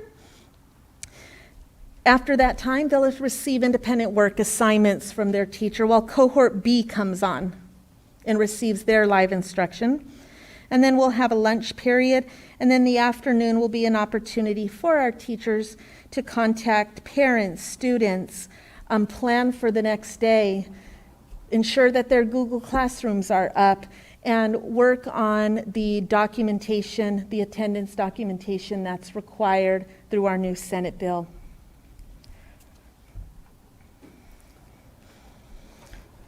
Next slide. Next slide is our elementary hybrid model. So part of the learning at school, part of the learning at home. You see the 50% in parentheses. That means that no more than 50% of the students will be on campus at a time. We need to do that to keep our class sizes down and to be able to implement that 6 feet social distancing. First bullet, Mondays will be distance learning for all students. And that is district-wide. So whether you're in transitional kindergarten in 12th or 12th grade, Mondays will be distance learning, where our teachers will check in with all of our kids, post their assignments in Google Classroom, meet with every period individually, and answer any questions, set our kids up for a successful week. Second bullet, in the hybrid, students will attend school in cohorts for half day. Third, for our elementary school, the kids aren't moving classrooms. They're going to stay with the teacher the whole time to minimize the transition. And that's why we have them going half day too. This is going to be hard on the adults, on the kids. I think Rachel McCullough mentioned kids like to move. And unfortunately, in order to keep and maintain the safety of everyone, we have to keep them social distance, and that's going to be a challenge, and that's one of the reasons why you'll see many school districts implementing a half day. We're going to have staggered recess. Unfortunately, recess will not look the same. At this point, we don't envision students being able to use the jungle gyms just because there's a lot of germs. They will go to recess in their same student cohorts in groups no larger than 12. And we're going to have to come up with ways and activities to keep them 6 feet apart. We're recommending that when we start with a hybrid model, we focus in on exercise and calisthenics, because if we get out the PE equipment, they can't share a ball, they can't share a hula hoop, because everything needs to be sanitized. So we're going to start with independent active activities for our kids, and then come up with ways where students might have their own little bag of PE equipment. Next bullet, depending on the number of kids we have coming to school, we might need to implement staggered start times, but definitely have multiple points of entry for our students, the ingress and the egress. So parents will see multiple gates that students enter in, with staff taking temperatures. The recommendation right now from Ventura County Public Health, California Department of Public Health, is to limit visitors. We have to make sure that we know every single person our students are in contact with and limit that. So you will see things look significantly different in terms of parents coming onto campus, volunteers in the classroom. We are just not ready for that. Under the hybrid model, the last two bullets, cohort A will attend school on Tuesdays and Thursdays. Cohort B will attend on Wednesdays and Fridays. You'll notice throughout all models, Whether you're in elementary, middle school, or high school, Cohort A will always attend on Tuesdays and Thursdays, no matter what grade you're in. Cohort B will always attend on Wednesdays and Fridays. And that was intentionally designed because we are going to work as best as possible to keep our families together. So if you have a child at the middle school and the elementary and one at the high school, we're going to do our best to place all the kids in Cohort A. So that way they're going to school on the same day, which is going to be a feat in and of itself. And that's why we're, like Dr. Cora mentioned, we're sending out another survey because we have to get started on this right away. Next slide. This is a sample bell schedule. You'll see if you can locate the Monday and look vertically, that's that online distance learning all day long.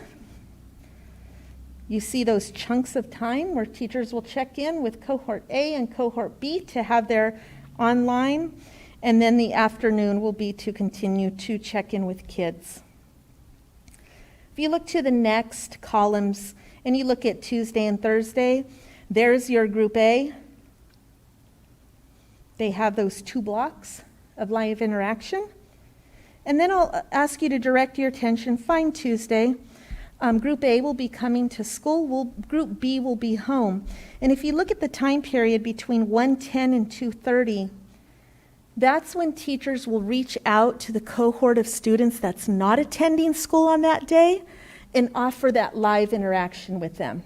Because again, we want to make sure that all kids have interaction with a teacher for some time every single day to check in.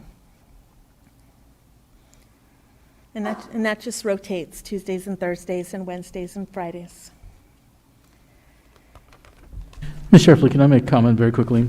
When the parents see this online, when you look at Tuesday, it could be confusing. You see Group A and Group B, but if they look across to the left, Horizontally. Group A on site, and then online and distance learning Group B. So just for those parents, when they look at it and they look at Tuesday, it's like, wait a second, both groups look horizontally to the left, and that should help them out. Thank you. Yeah, and that's why the Monday is so important, because if students are not attending school on a particular day, we need that Monday to touch bases with everyone, to post their assignments, to ask the kids if they have any questions, to get them started on the right track.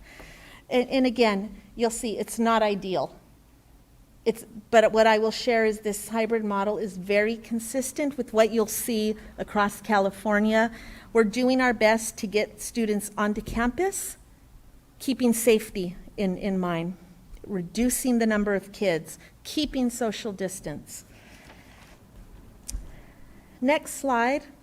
I wanted to include a slide just to re-emphasize in the hybrid model, even if the kids are not physically coming to school, they have live interaction with teachers. The first bullet, for their off days, remember that afternoon time, they'll have 20 to 30 minutes of live meeting time for social emotional support, work support. How did it go today, kids? Do you have questions? You know, Johnny, Susie, Eric, I need you to participate. I need to do some small group with you. You're not participating. Teachers will identify a block of time. If students cannot attend through a live check-in, they can email, we can use the phone, and daily contact is mandated for attendance purposes. We have to be assured that kids are doing schoolwork every day, and we have to check in with them. Second bullet, even though they're not at school, we'll have reading specialists check in with our students who need additional help. There's the PE. This is also an excellent time for our counselors to be checking in with kids. We want to make sure that when we have our kids at school in front of us, we're instructing them. We don't want them pulled out. We want them with us for some good instruction for the time that we have them. And then again, we will be using a computerized program for social studies and science, and student work will be assigned with the expectation that it's completed daily in reading, language arts, math, ELD. Okay, we got through elementary. So we're going to transition to middle school. And we're going to start with the middle school distance learning model. Again, under this model, kids are doing their schoolwork 100% of the time, checking in with teachers every single day. On the left-hand side, you'll see that Monday distance learning. Under the middle school model, kids will be taking 3 courses per semester. That makes it more manageable for our middle school kids, where they can focus in on 3. So on Mondays is distance learning. Period 1, cohort A, will check in with their teacher from 8 to 8:30. Period 1, cohort B, remember an average of 12 students, will check in with their teacher from 8:40 to 9:10, and so on. On the right-hand side, you'll notice that the periods went from 30 minutes to 45 minutes. Tuesday through Friday, from 8 to 8:45, cohort A, first period, will Zoom with their teachers. 9:50 to 9:35, cohort B, period 1, will Zoom with their teachers, and so on.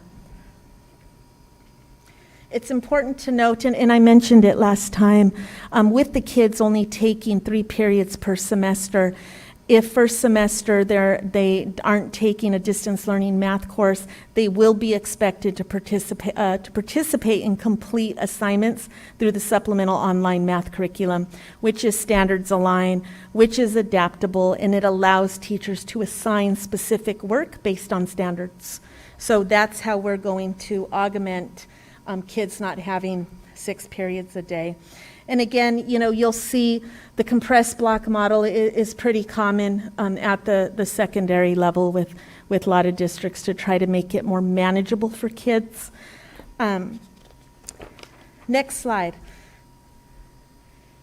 is the middle school hybrid model, 50%. We saw that in our survey, about 35% of our parents right now feel most comfortable with an online distance learning plan. We anticipate that we will have fewer number of students or families choosing the hybrid model, which will allow us to bring on 50% of the kids onto campus at a time. If more parents elect hybrid, we might have to go to a 33% model where a third of the kids come to campus, just because we have an average of about 1,200 kids at Isbell.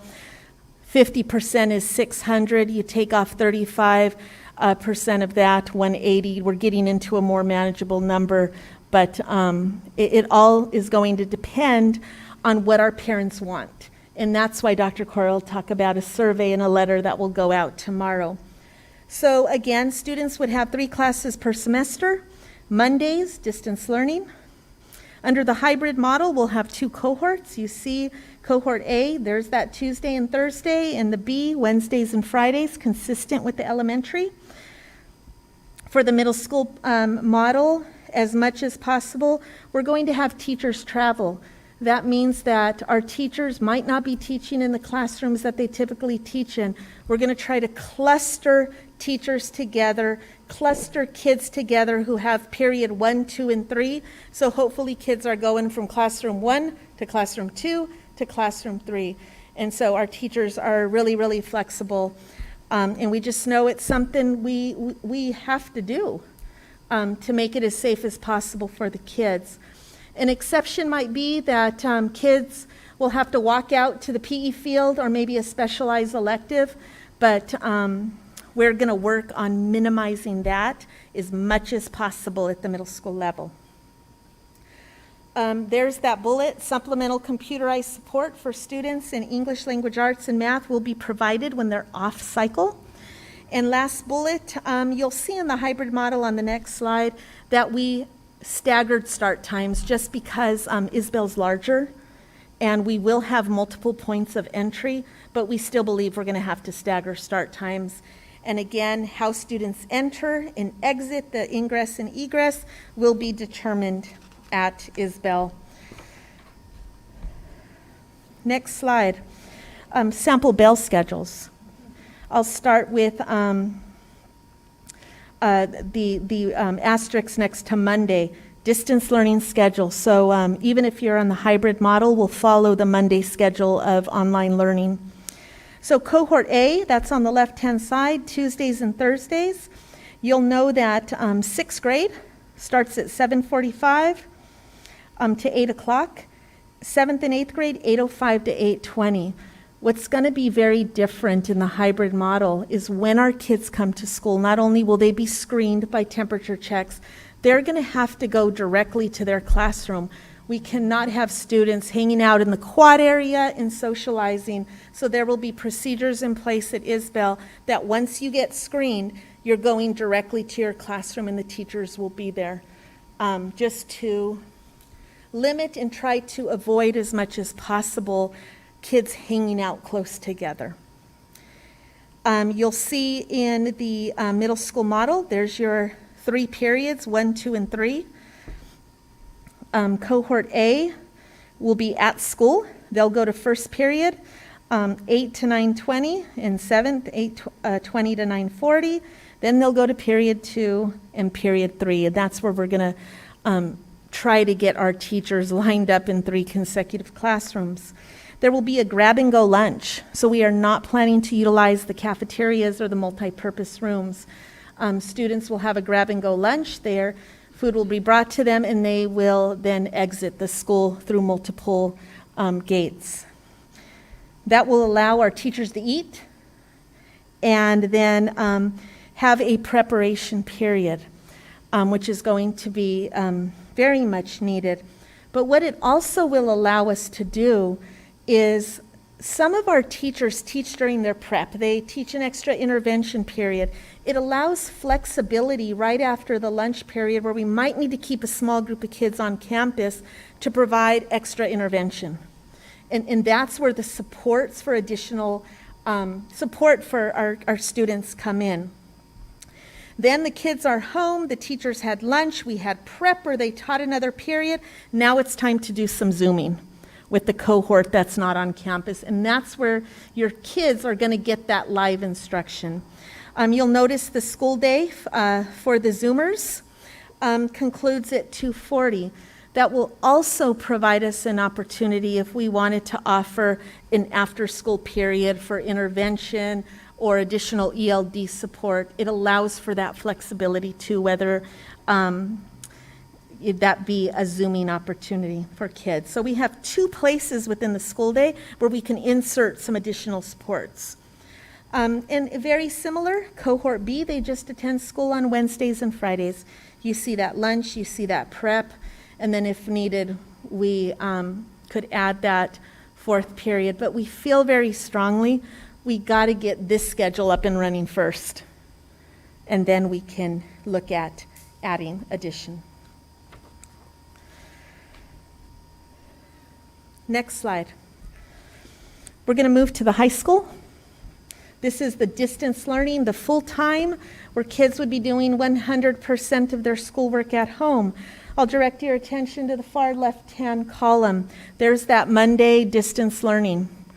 You saw it in elementary, you saw it in middle, you see it in high school, where again, different than the middle school model, high school kids will have and continue to have 6 periods, year-long courses. We felt very strongly that it's important for our high school kids to have math all year long. You have AP tests in the spring, you have all those really important things, and we think it would be really hard if we took big breaks. So we wanted to maintain some consistency for our high school kids, knowing you guys are going off to college, and we want to make sure that you're as competitive as you can be. And I'll speak to the high school kids, you're a little older, a little more independent, that we can create a schedule with more periods and a couple of transitions. So here we go. Full-time distance learning, kids are not at school.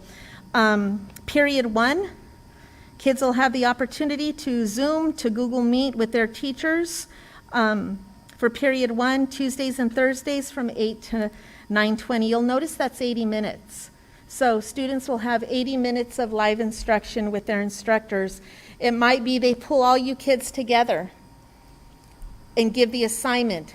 I might be teaching a lesson live, and then I might say, half of the kids are going to go offline and start on an assignment, and I want you 12, you're staying with me, and I'm going to continue live teaching for 20 minutes. The next 20 minutes, we're switching.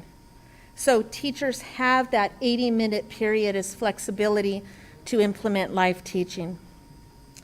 So students will have periods 1, 2, and 3 on Tuesdays and Thursdays. This is online learning. Periods 2, 4, and 6 on Wednesdays and Fridays. You'll notice period 5 ends at 12:30. Like the elementary, like the middle school, it'll be a grab-and-go lunch. You'll get your lunch, and then you will, or actually, this is hybrid learning. You're not at school, sorry. So there will be a lunch period, so you can eat at home, and our teachers can grab some lunch. From 1:15 to 2:15 is teacher office hours, small group instruction, where we might identify those kids who are struggling and say, student A, B, C, D, E, it's not an office hour for you, it's a small group instruction, and you're being required to attend. So that's where those additional supports are built in. And then our teachers typically teach 5 periods a day. They felt very strongly they needed to teach 6 to get this work done. And so that's where you see the common prep at the end of the day, because instead of teaching 5, they're teaching 6 to allow for more sections throughout the school day, or our virtual school day too. Next slide, high school model. This is working off of the assumption that 50%, no more than 50% of our students are on campus at one time, taking into consideration that, again, about 30% of our parents right now feel most comfortable with the full-time distance learning. That'll lower the numbers. We divide them into 2 cohorts. We're thinking that will be manageable to implement a 50%. If that's not the case, we'll revisit, and we will need to go to a 33% model where kids will, only a third of the kids will be on campus at a particular time. Like I mentioned, second bullet, students will have 6 classes per semester. Mondays will be distance learning. Under the hybrid model, teachers would see all students 1 time a week. The larger the school, the more difficult it is to have all kids see teachers 2 times a week. And on the next slide, we will be adding a homeroom time within the high school schedule. And this might look like at a certain time during the day, every student would check in with their 3rd period teacher for that live instruction. I'm your 3rd period teacher, you check in with me. I make sure you're accessing your coursework, your technology is working, I'm doing a social emotional check, and I'm determining if anybody needs some additional support. We want that 1-to-1 live time for every student every day in some capacity. And you know, if I need to make a counselor referral, I'm seeing kids every day, and we're checking in, seeing their eyes. So that's something we're going to make an adjustment to probably tomorrow, huh? Yes. So under this model, cohort A, you see the Tuesdays and Thursdays. On Tuesdays, kids will go to their 1st, 3rd, and 5th period. On Thursdays, that same group of kids, cohort A, will go to periods 2, 4, and 6. And that's where you'll be checking in with your specific teacher 1 day a week. You'll see teachers for 2, but you'll only be checking in with those periods 1 day a week. And that's why we need that homeroom time too. Cohort B is just the opposite days. Under the high school model, we are anticipating that students will have to do some traveling just because of the specialized nature of the courses, some of our elective courses. We are going to try to cluster kids and get them within close proximity for those 3 classes, but it's just a little more challenging at high school. So we'll have to determine protocols for transitioning, depend on our kids to follow those protocols and have those clearly defined pathways like we see at the grocery stores all around Santa Paula High School. I anticipate that we'll also have to stagger transition times. So maybe, we have 3 different transition times so we don't have 50% of the school all leaving first period at the same time. And with 80-minute periods, we can do stuff like that.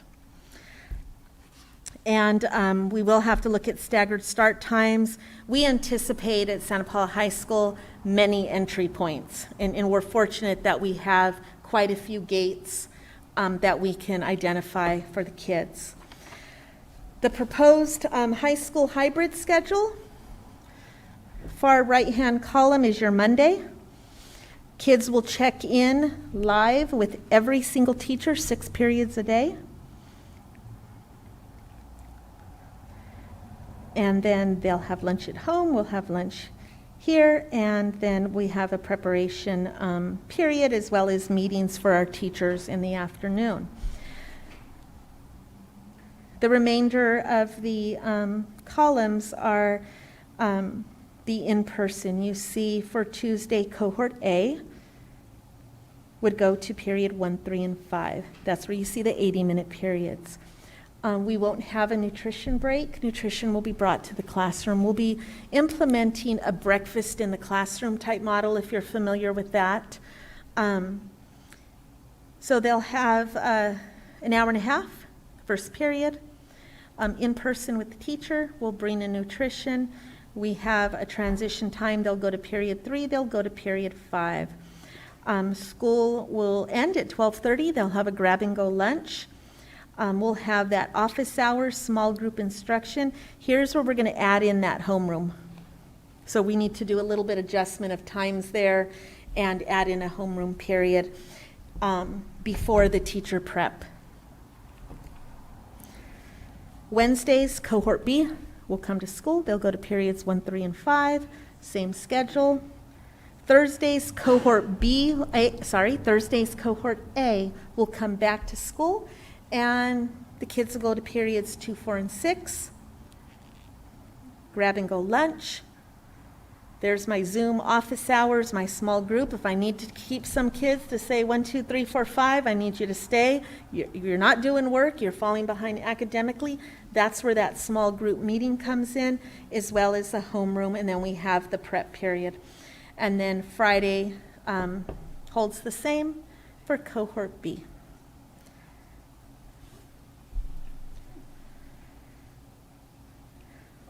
We tried to streamline it as much as possible to keep it as manageable for families, for kids, for teachers.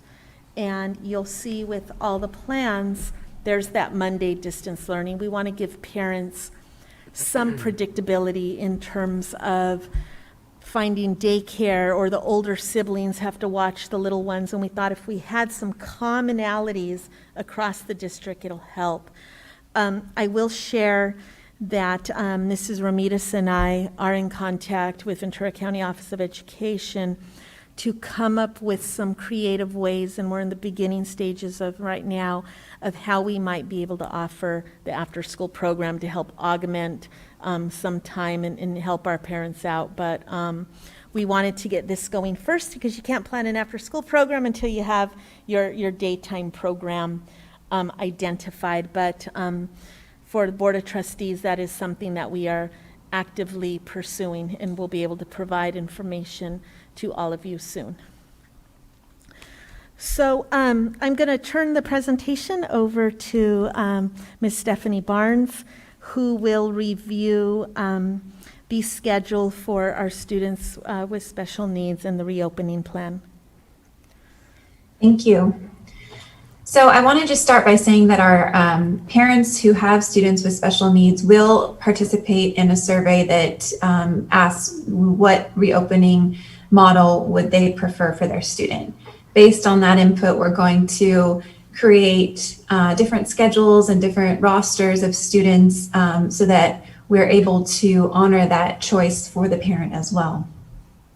In looking at the reopening schedule for special ed, We also have to consider our preschool age students. So we are going to be continuing with their programs as well.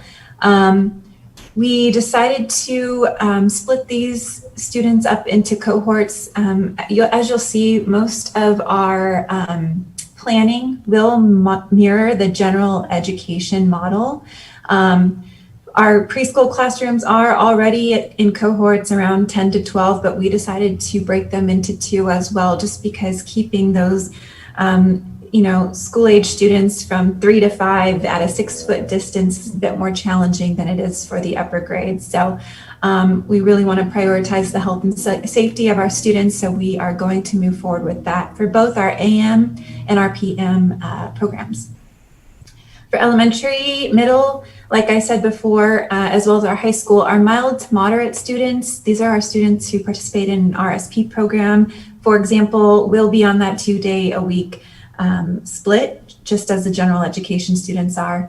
The main difference you'll see for our special ed reopening schedule is when it comes to supporting our students with moderate to severe disabilities. These students, we've decided at the elementary and middle level to offer a 4-day-a-week program. This is because our moderate to severe students we know require more intensive intervention, and it just really isn't serving them well to do it virtually or at a distance. So we would really like to see those students on campus 4 days a week. Our moderate to severe at the high school level, the cohort is just too big to have them at 4 days a week. So we are splitting them into an AB cohort. We conferred with the county office, SELPA, about this, and we were supported in saying that at the upper age group, having that daily intervention isn't as important as it is at the earlier ages and grades. And this is actually in line with a lot of other districts' plans as they're proposing as well. So can we go to the next slide, please? So getting into our services and our supports that we're actually going to provide to students. So we will be implementing the IEP and 504 plans as they are outlined for our students. We have been given direction from CDE that we are to implement the IEPs as they are outlined, and we have been given the time and resources to do that. So we are going to provide services in person or virtually. And if we are in person, we're going to be making sure that we follow all of the health and safety standards set forth, keeping that 6-foot distance, having masks, making sure that things are sanitized and we're washing hands regularly. We're going to provide services using a few different models. We will have individual, group, as well as consultation or collaboration.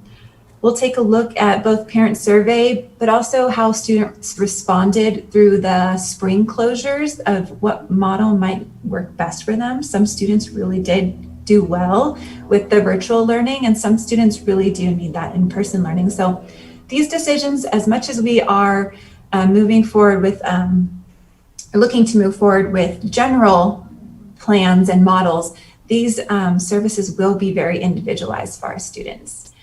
Like I said before, we're going to be moving towards a service delivery cohort so that students are not moving around and we can really trace any contact and making sure that we minimize that potential spread. And we will be having IEP meetings to review individual needs of students. So we are going to hold IEPs for all students eventually that will outline the plan during emergency situations like we're in now, and what that's going to look like for them individually. Next slide, please. So the next piece is a big piece of special ed, which is our assessments. Beginning back in March when the pandemic and the closures all started, we were given a timeline told or freezing of our timelines for assessment that no longer stands. So we will be moving forward with assessing our students, and all of those students who were to be assessed last spring, we will be conducting those assessments in the fall. How are we doing this? So we are going to make sure that we are able to minimize any health risk for students. When we complete these assessments, we will be wearing, our psychologists and other assessors will be wearing masks. We'll be developing plans for breaks.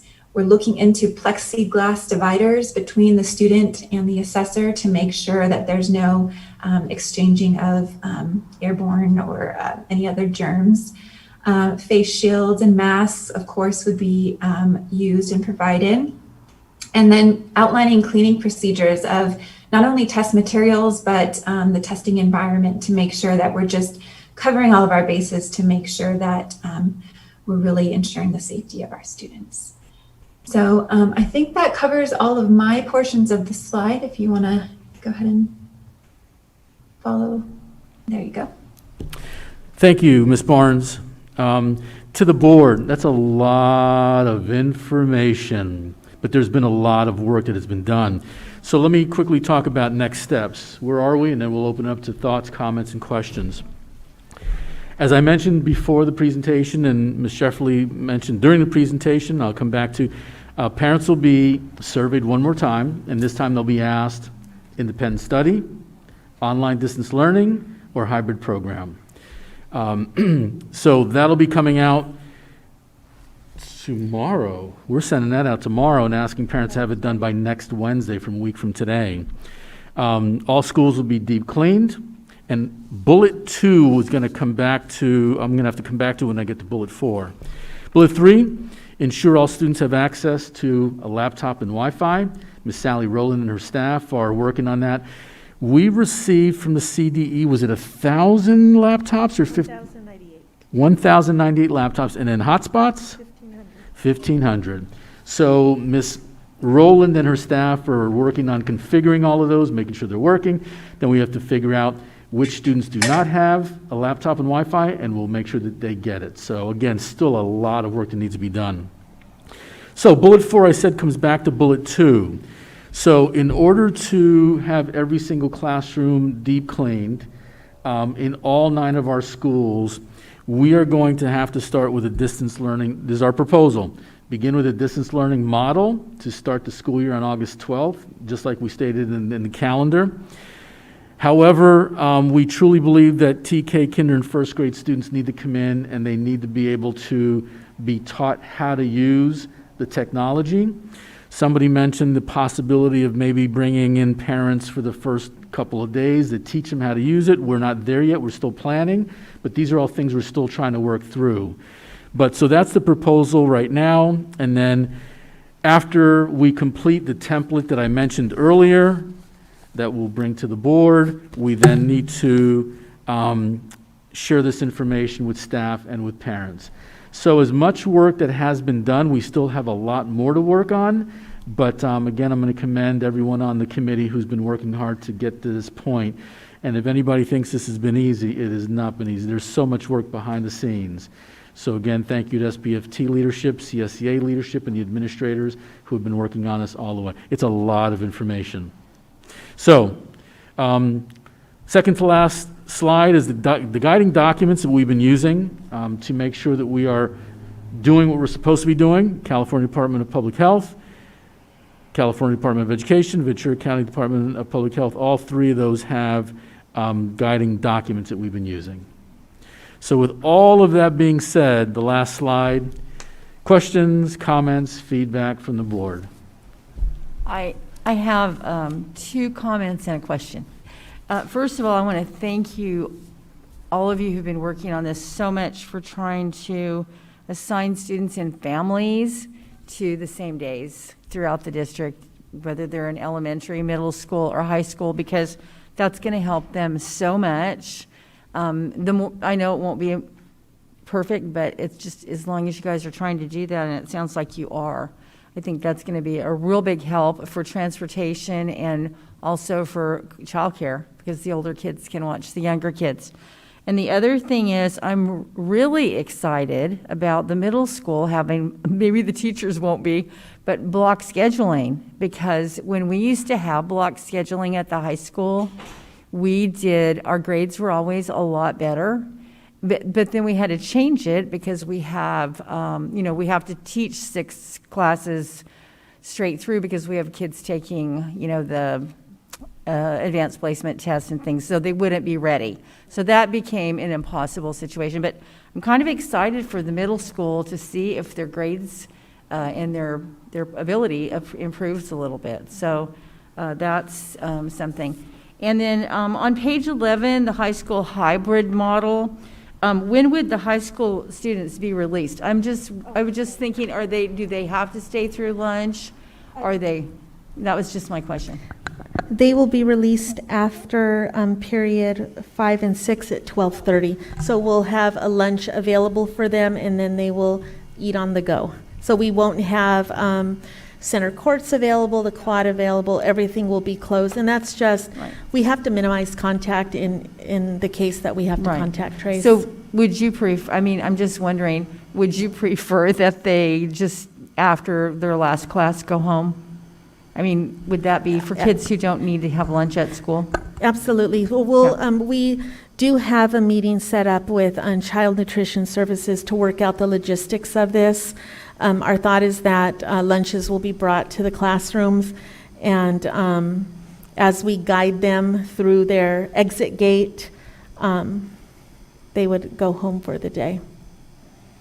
Thank you. Mm-hmm. I do want to say the survey's ready, the letter's ready.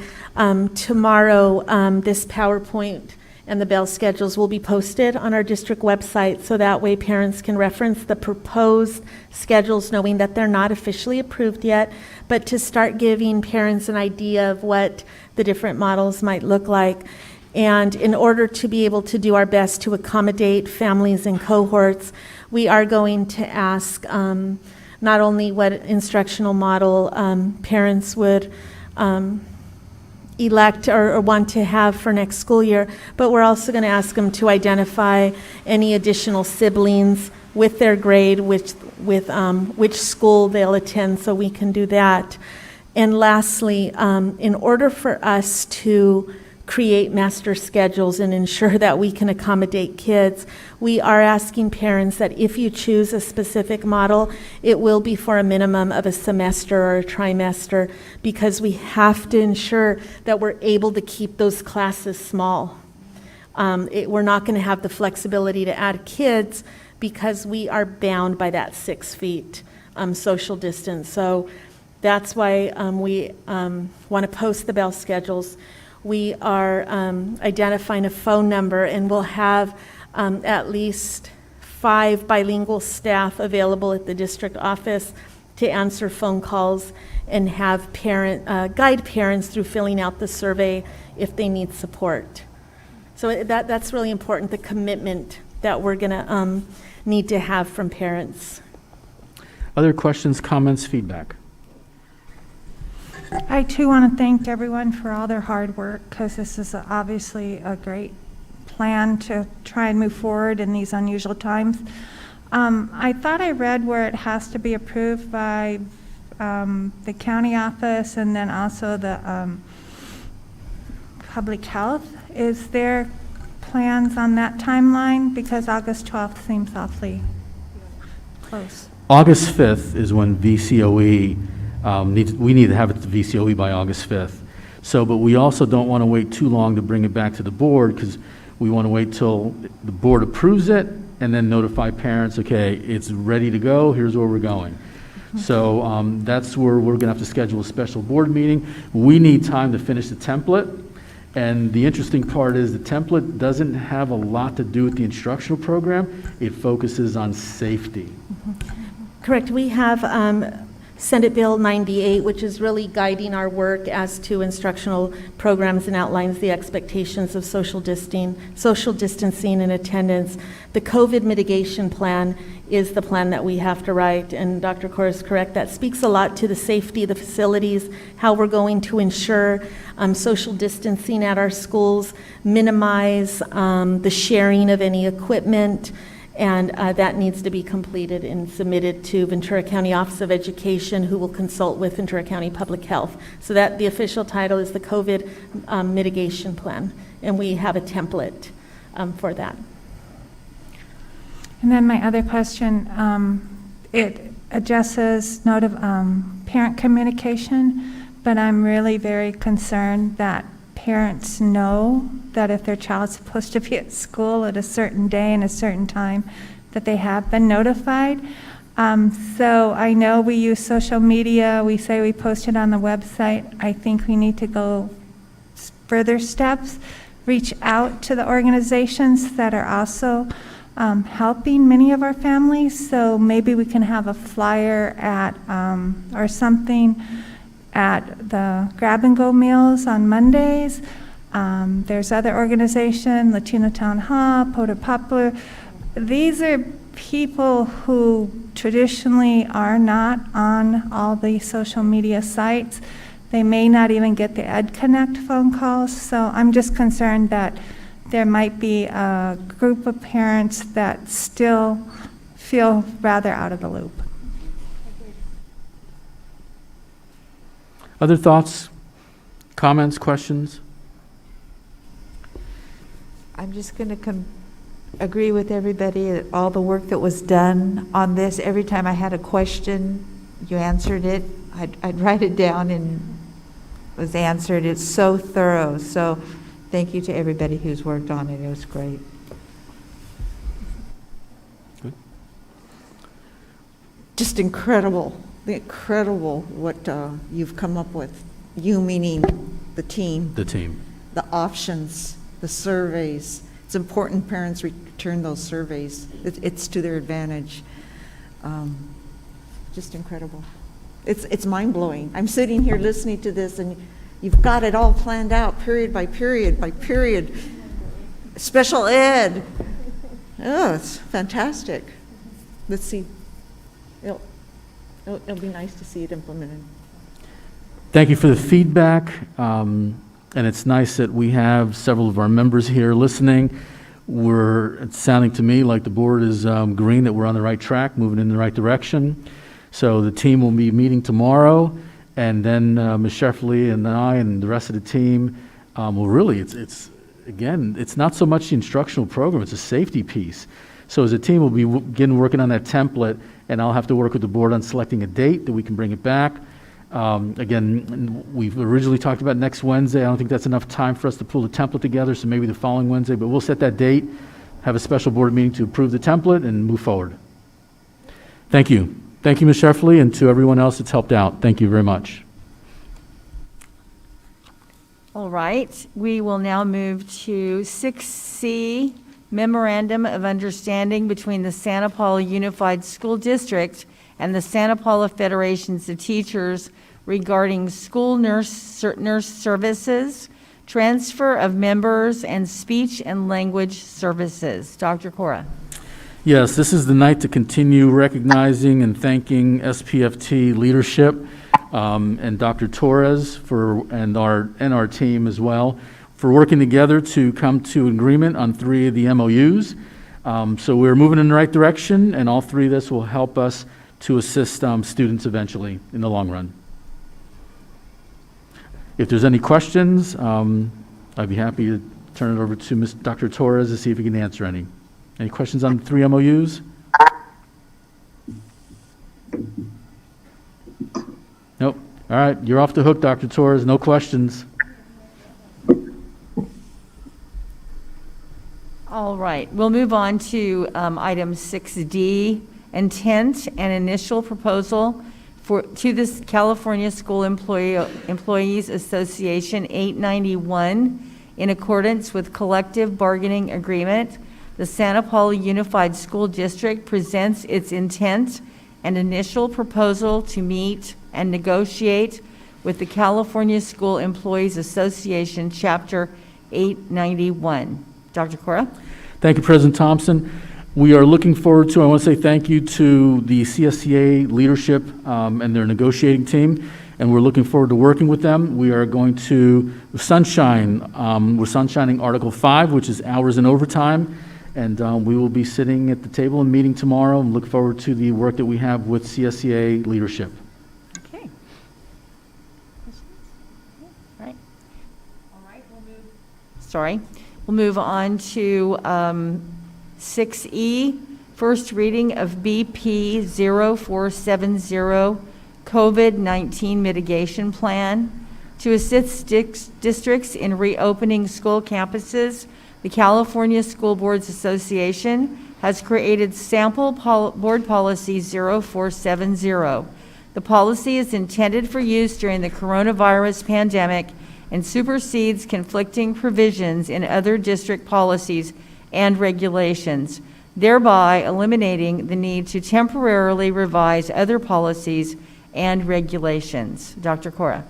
Yes, thank you, President Thompson. So, as you know, the School Board, California School Board Association, CSBA, they put out regular board policies for boards to consider.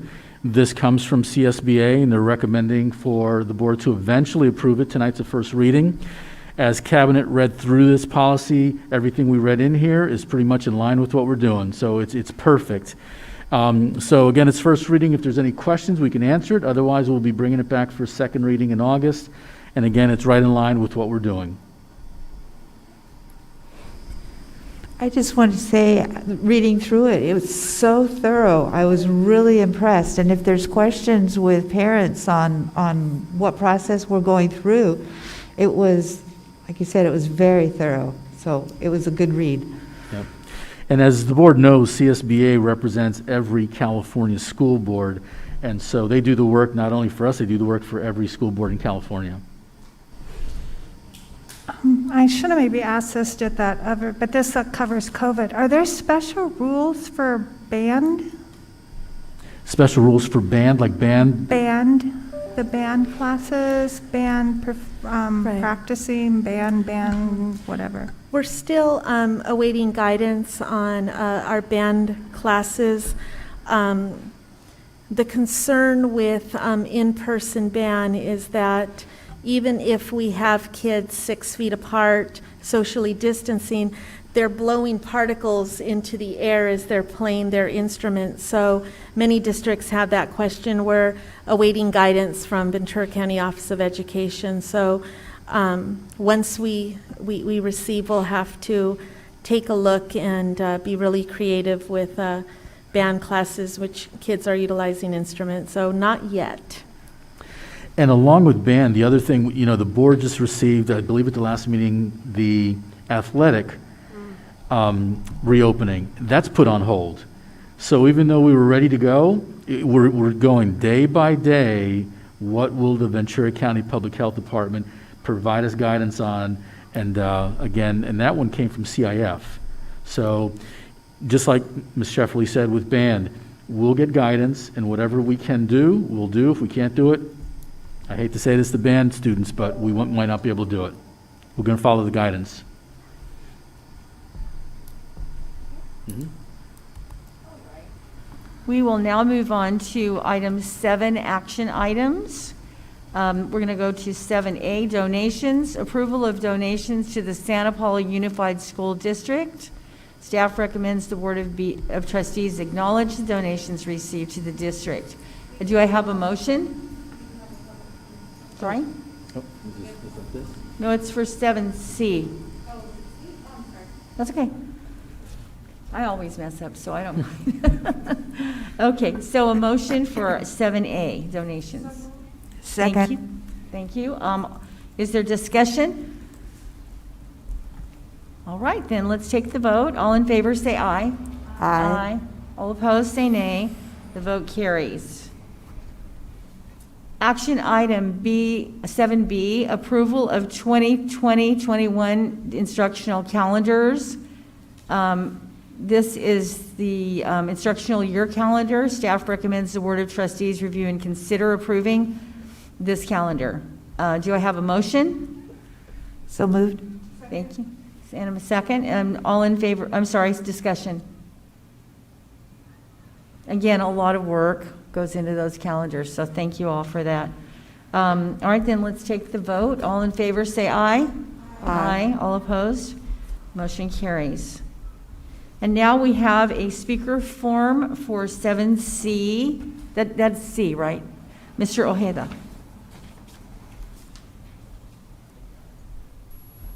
Good evening, members of the board. My name is Juan Ojeda. I am member of ELAC, DLAC, School Site Council, LCAP, and I guess all these committees connect to make this single plan for student achievement making happen. I am part of ELAC and DLAC in Gristeel, as well as a school site council member. And I have been working very well with Ms. Dan, who has been there explaining and taking the time to answer questions. More parents are involved in elementary school in Gristeel, but in Isabel Middle School, I had had a bad experience. ELAC committee has not been taken seriously, and I can prove it.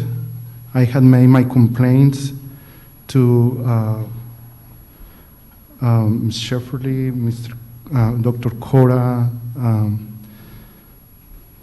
Ms. Ramirez is aware of everything. She has never done anything. I was in the last school site council meeting for Isabel Middle School, and before I logged into the meeting, I was aware what were my rights, and I had the right to ask, to talk, but not to vote.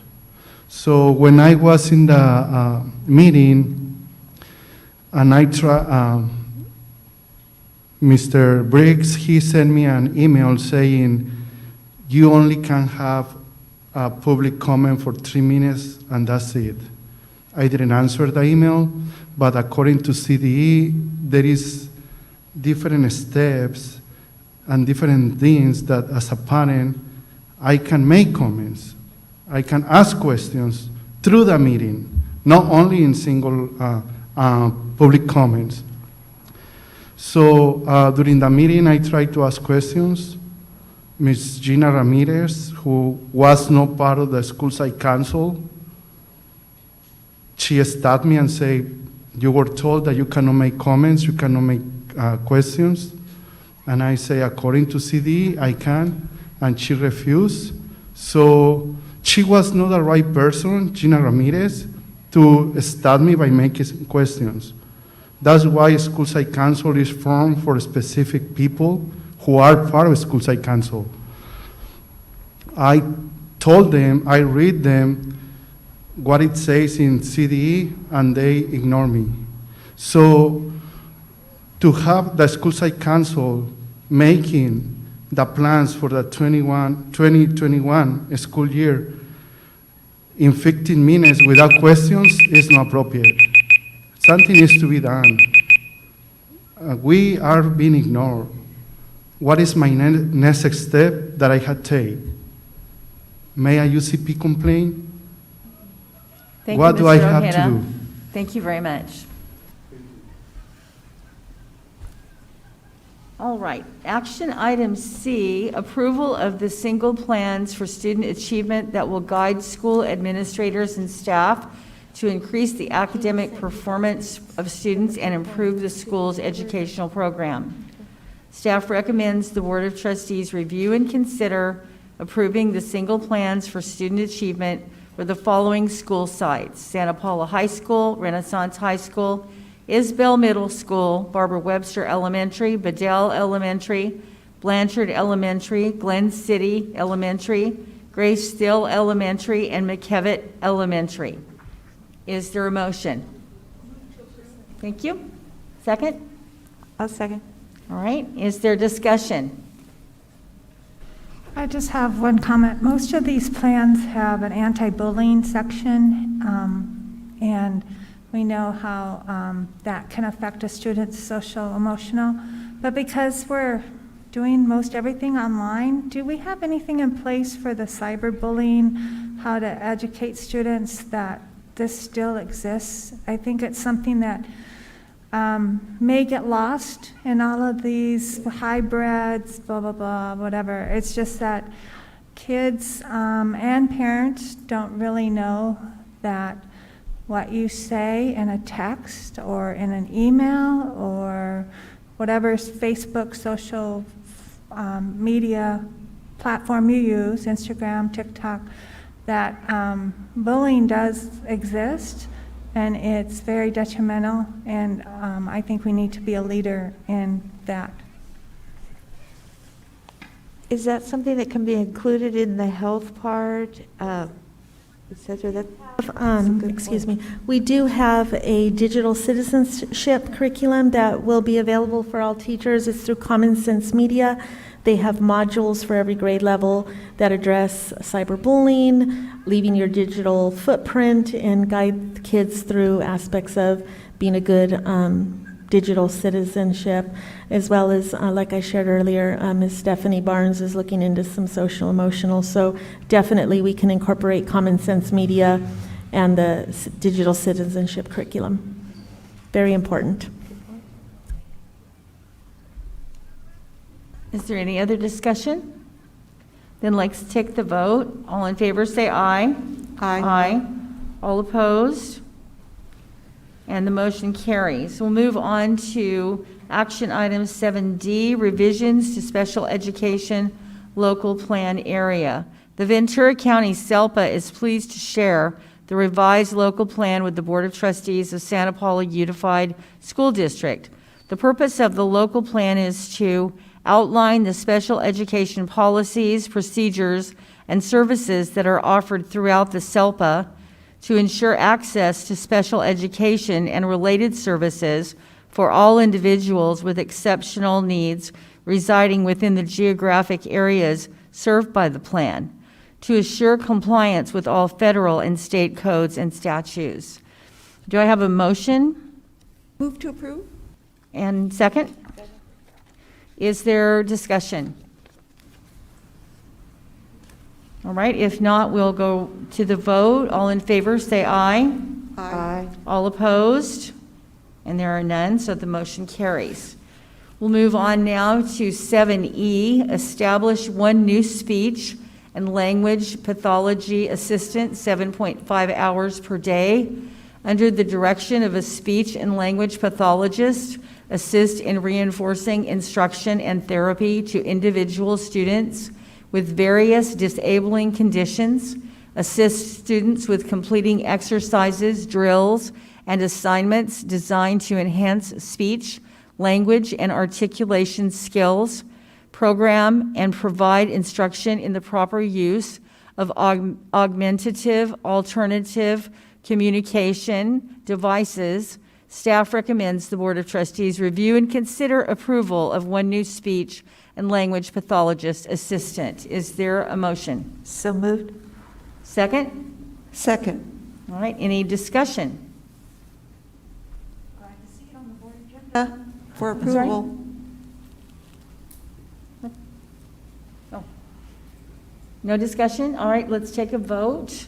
All in favor say aye. Aye. All opposed?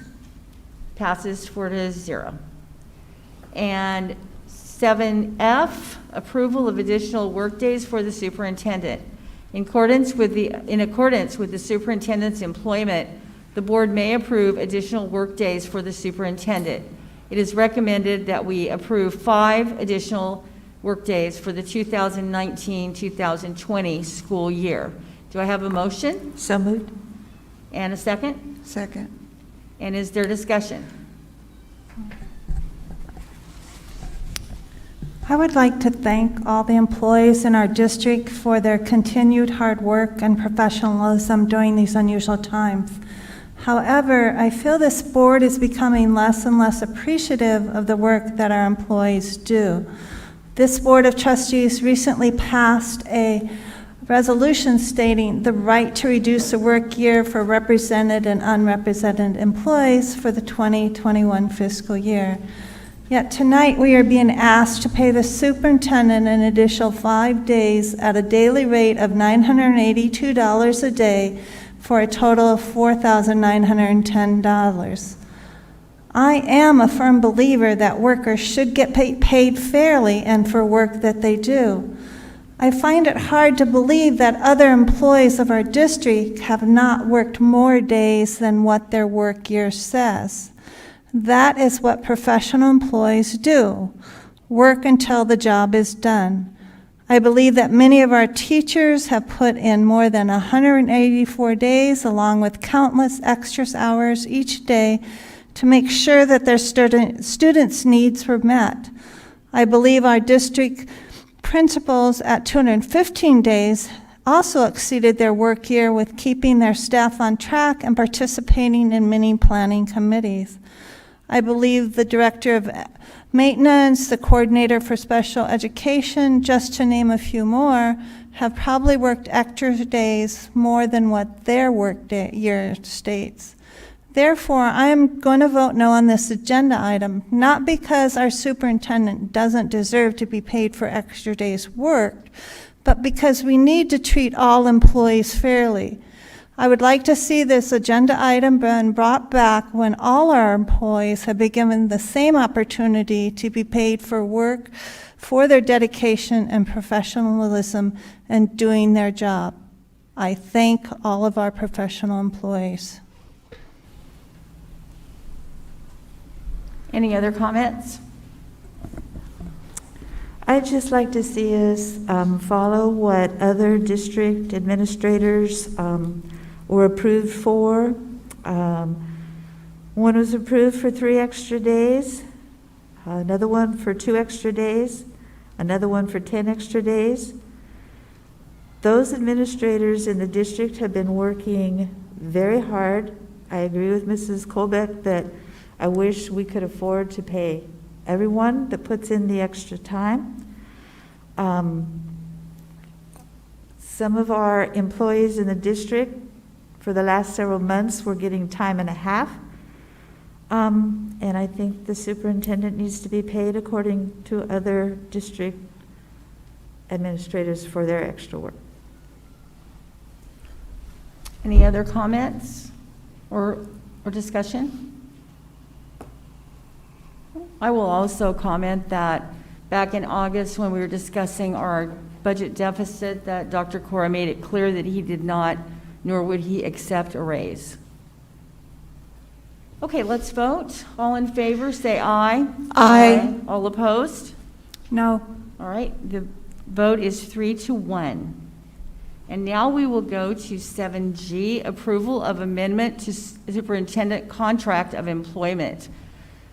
The Board of Trustees may discuss and approve an amendment to the superintendent's contract of employment with a 1-year term extension, except as set forth above. All other terms and conditions of the agreement, as such may have previously been modified or amended, shall remain in full force and effect. Is there a motion? So moved. Is there a second? Second. And is there discussion? No discussion? All right, then we'll take the vote. All in favor, say aye. Aye. All opposed? All right, the vote carries 4-0.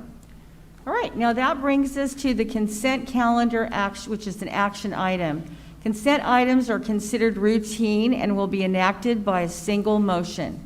None of the items will be discussed unless a board member requests discussion prior to the vote of the motion to adopt the consent calendar. Do I have a motion?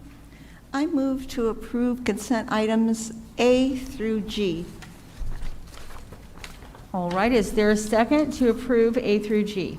Second. All right, any discussion? All right, then we'll take the vote. All in favor, say aye. Aye. All opposed? All right, the motion carries 4-0. And that brings us to item 9, board members and request. And so we will start with Mrs. Urias. Okay, I just have 2 items today. Maybe more, but I just wanted to acknowledge Mr. Varela, our teacher, our high school teacher, for being recognized by CALSA. The CALSA is California Association of Latino Superintendents, and I think it's good that we have people involved in these organizations because it's a form of professional development.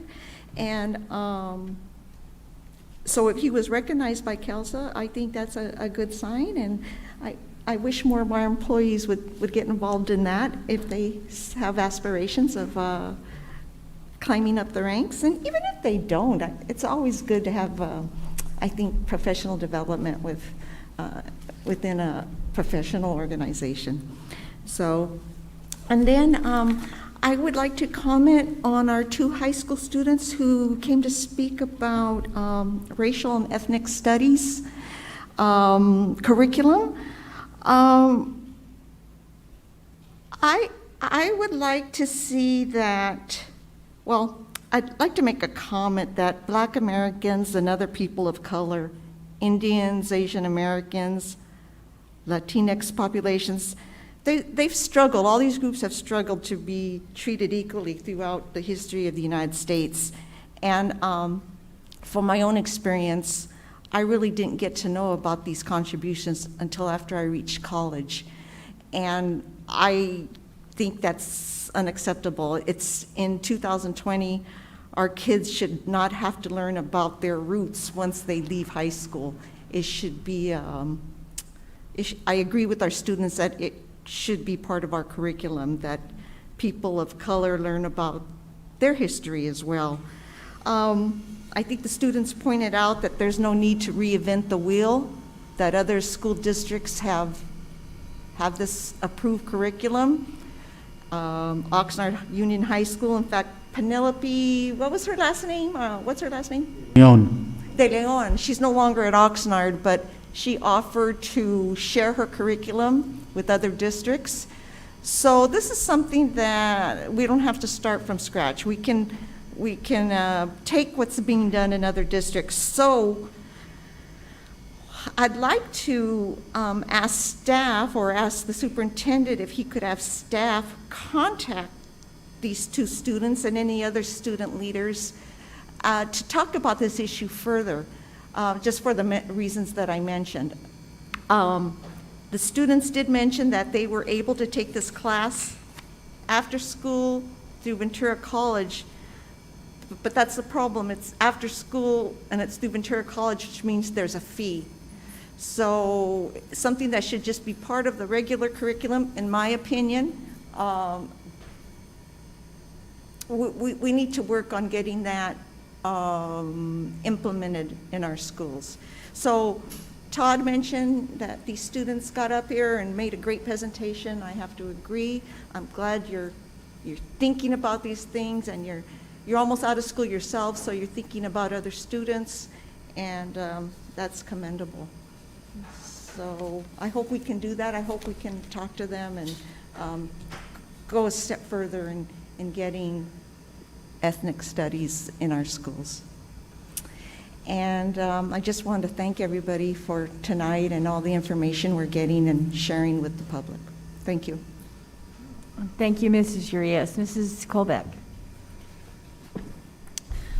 I'd like to thank the Rotary for honoring so many of our graduates, and I know they tried to have an award ceremony to honor these students, but that didn't come to pass. So we thank the Rotary and any of the other organizations that have continued to support our graduates going on to college. I would like to maybe have a special presentation on those students, not just from Rotary, but I know there's other ones, because they kind of missed their evening of glory this year. So maybe this board could have a Zoom or whatever, but just acknowledge the students going on to colleges and the scholarships that they were awarded. So that's one of my things. I also want to thank again the food service for all of the food. It's not over for them, and I know this community is very much in need. And that brings me up to that Food Share still gives out about 750 boxes of food every Friday, and they are in dire need of volunteers. You only need to be 12 years and older. If you don't want to meet the public, you can go on their website. You can fill boxes, you can do whatever. They just need manpower to keep bringing boxes of food to our own community, so you could go on to foodshare.com. Thank you. Thank you, Mrs. Colbeck. Mrs. Mead? Just a few things. Following Mrs. Colbeck with the Rotary Awards, there's been several articles in the paper lately that were wonderful articles. Seeing all those seniors from Rotary on the front page was wonderful, and reading about them and where they're going and what they're going to be doing, it's very heartwarming. And also, one of our counselors had an excellent article in the paper highlighting 3 of our teen moms, graduates from Renaissance. And that also, it just warmed your heart. And since we are trying to support all of our students, it was an interesting read. Very much appreciated. I'd also like to congratulate the FFA and Alex Flores for the livestock show that's going to be on August 1st at 9 a.m. that they're going to be live streaming. Looking forward to watching that. I know that the FFA students have been working hard with their animals, and they didn't get to go to fair this year, so that's kind of heartbreaking, but Alex and his team have been working really hard to get those animals sold, and being able to watch them showing, it's going to be, I'm looking forward to that. And the last thing I'd like to request is at some point, and I know we're really busy with what we're doing now, but at some point, if we could pencil in a bond update of where we stand, because I know we're going to have to move forward, and it's going to take some planning on what we're going to do. So if we could pencil that in at some point, I'd appreciate that. And again, thank you for all the work that was done tonight. It's overwhelming to listen to and very much appreciated. I wanted to just add, because Jerry mentioned it, the Santa Paula Times mentioned the 3 Renaissance graduates who have children at ABC Preschool. I think that's really, really nice that the ABC Preschool worked out for them. I think that was just a wonderful one-page article devoted to those 3 students and their children and the benefits of the preschool. And so I say hurrah, hurrah to ABC Preschool. Thank you. And, you know, I can't hear really well, but did you say that Mrs. Colbeck's daughter wrote that article? I didn't say She did. Mrs. Colbeck's. Yes, she did, and Yes. she did a great job. Okay, I couldn't hear. Yeah, that's great. She did a really good job. It's great. It was very great to see how well everything worked out for them. And I was just going to talk about the Rotary Scholarship too, but I just have an additional information that there were 15 scholars and they got a total of $32,000, which is so great. And tomorrow night, the Santa Paula Scholarship Federation will have a Zoom meeting about how to help the agriculture students with their auction and do some things to try to help them. So with that, I think we are finished, and we will have a future board meeting August the 12th. And are we going to say anything about the special one right now or no? No, just right now, just August 12th? Yeah. Okay, yeah. just August 12th. And I will close this at 9:04. Thank you all so much for coming. Thank you, students, for your comments.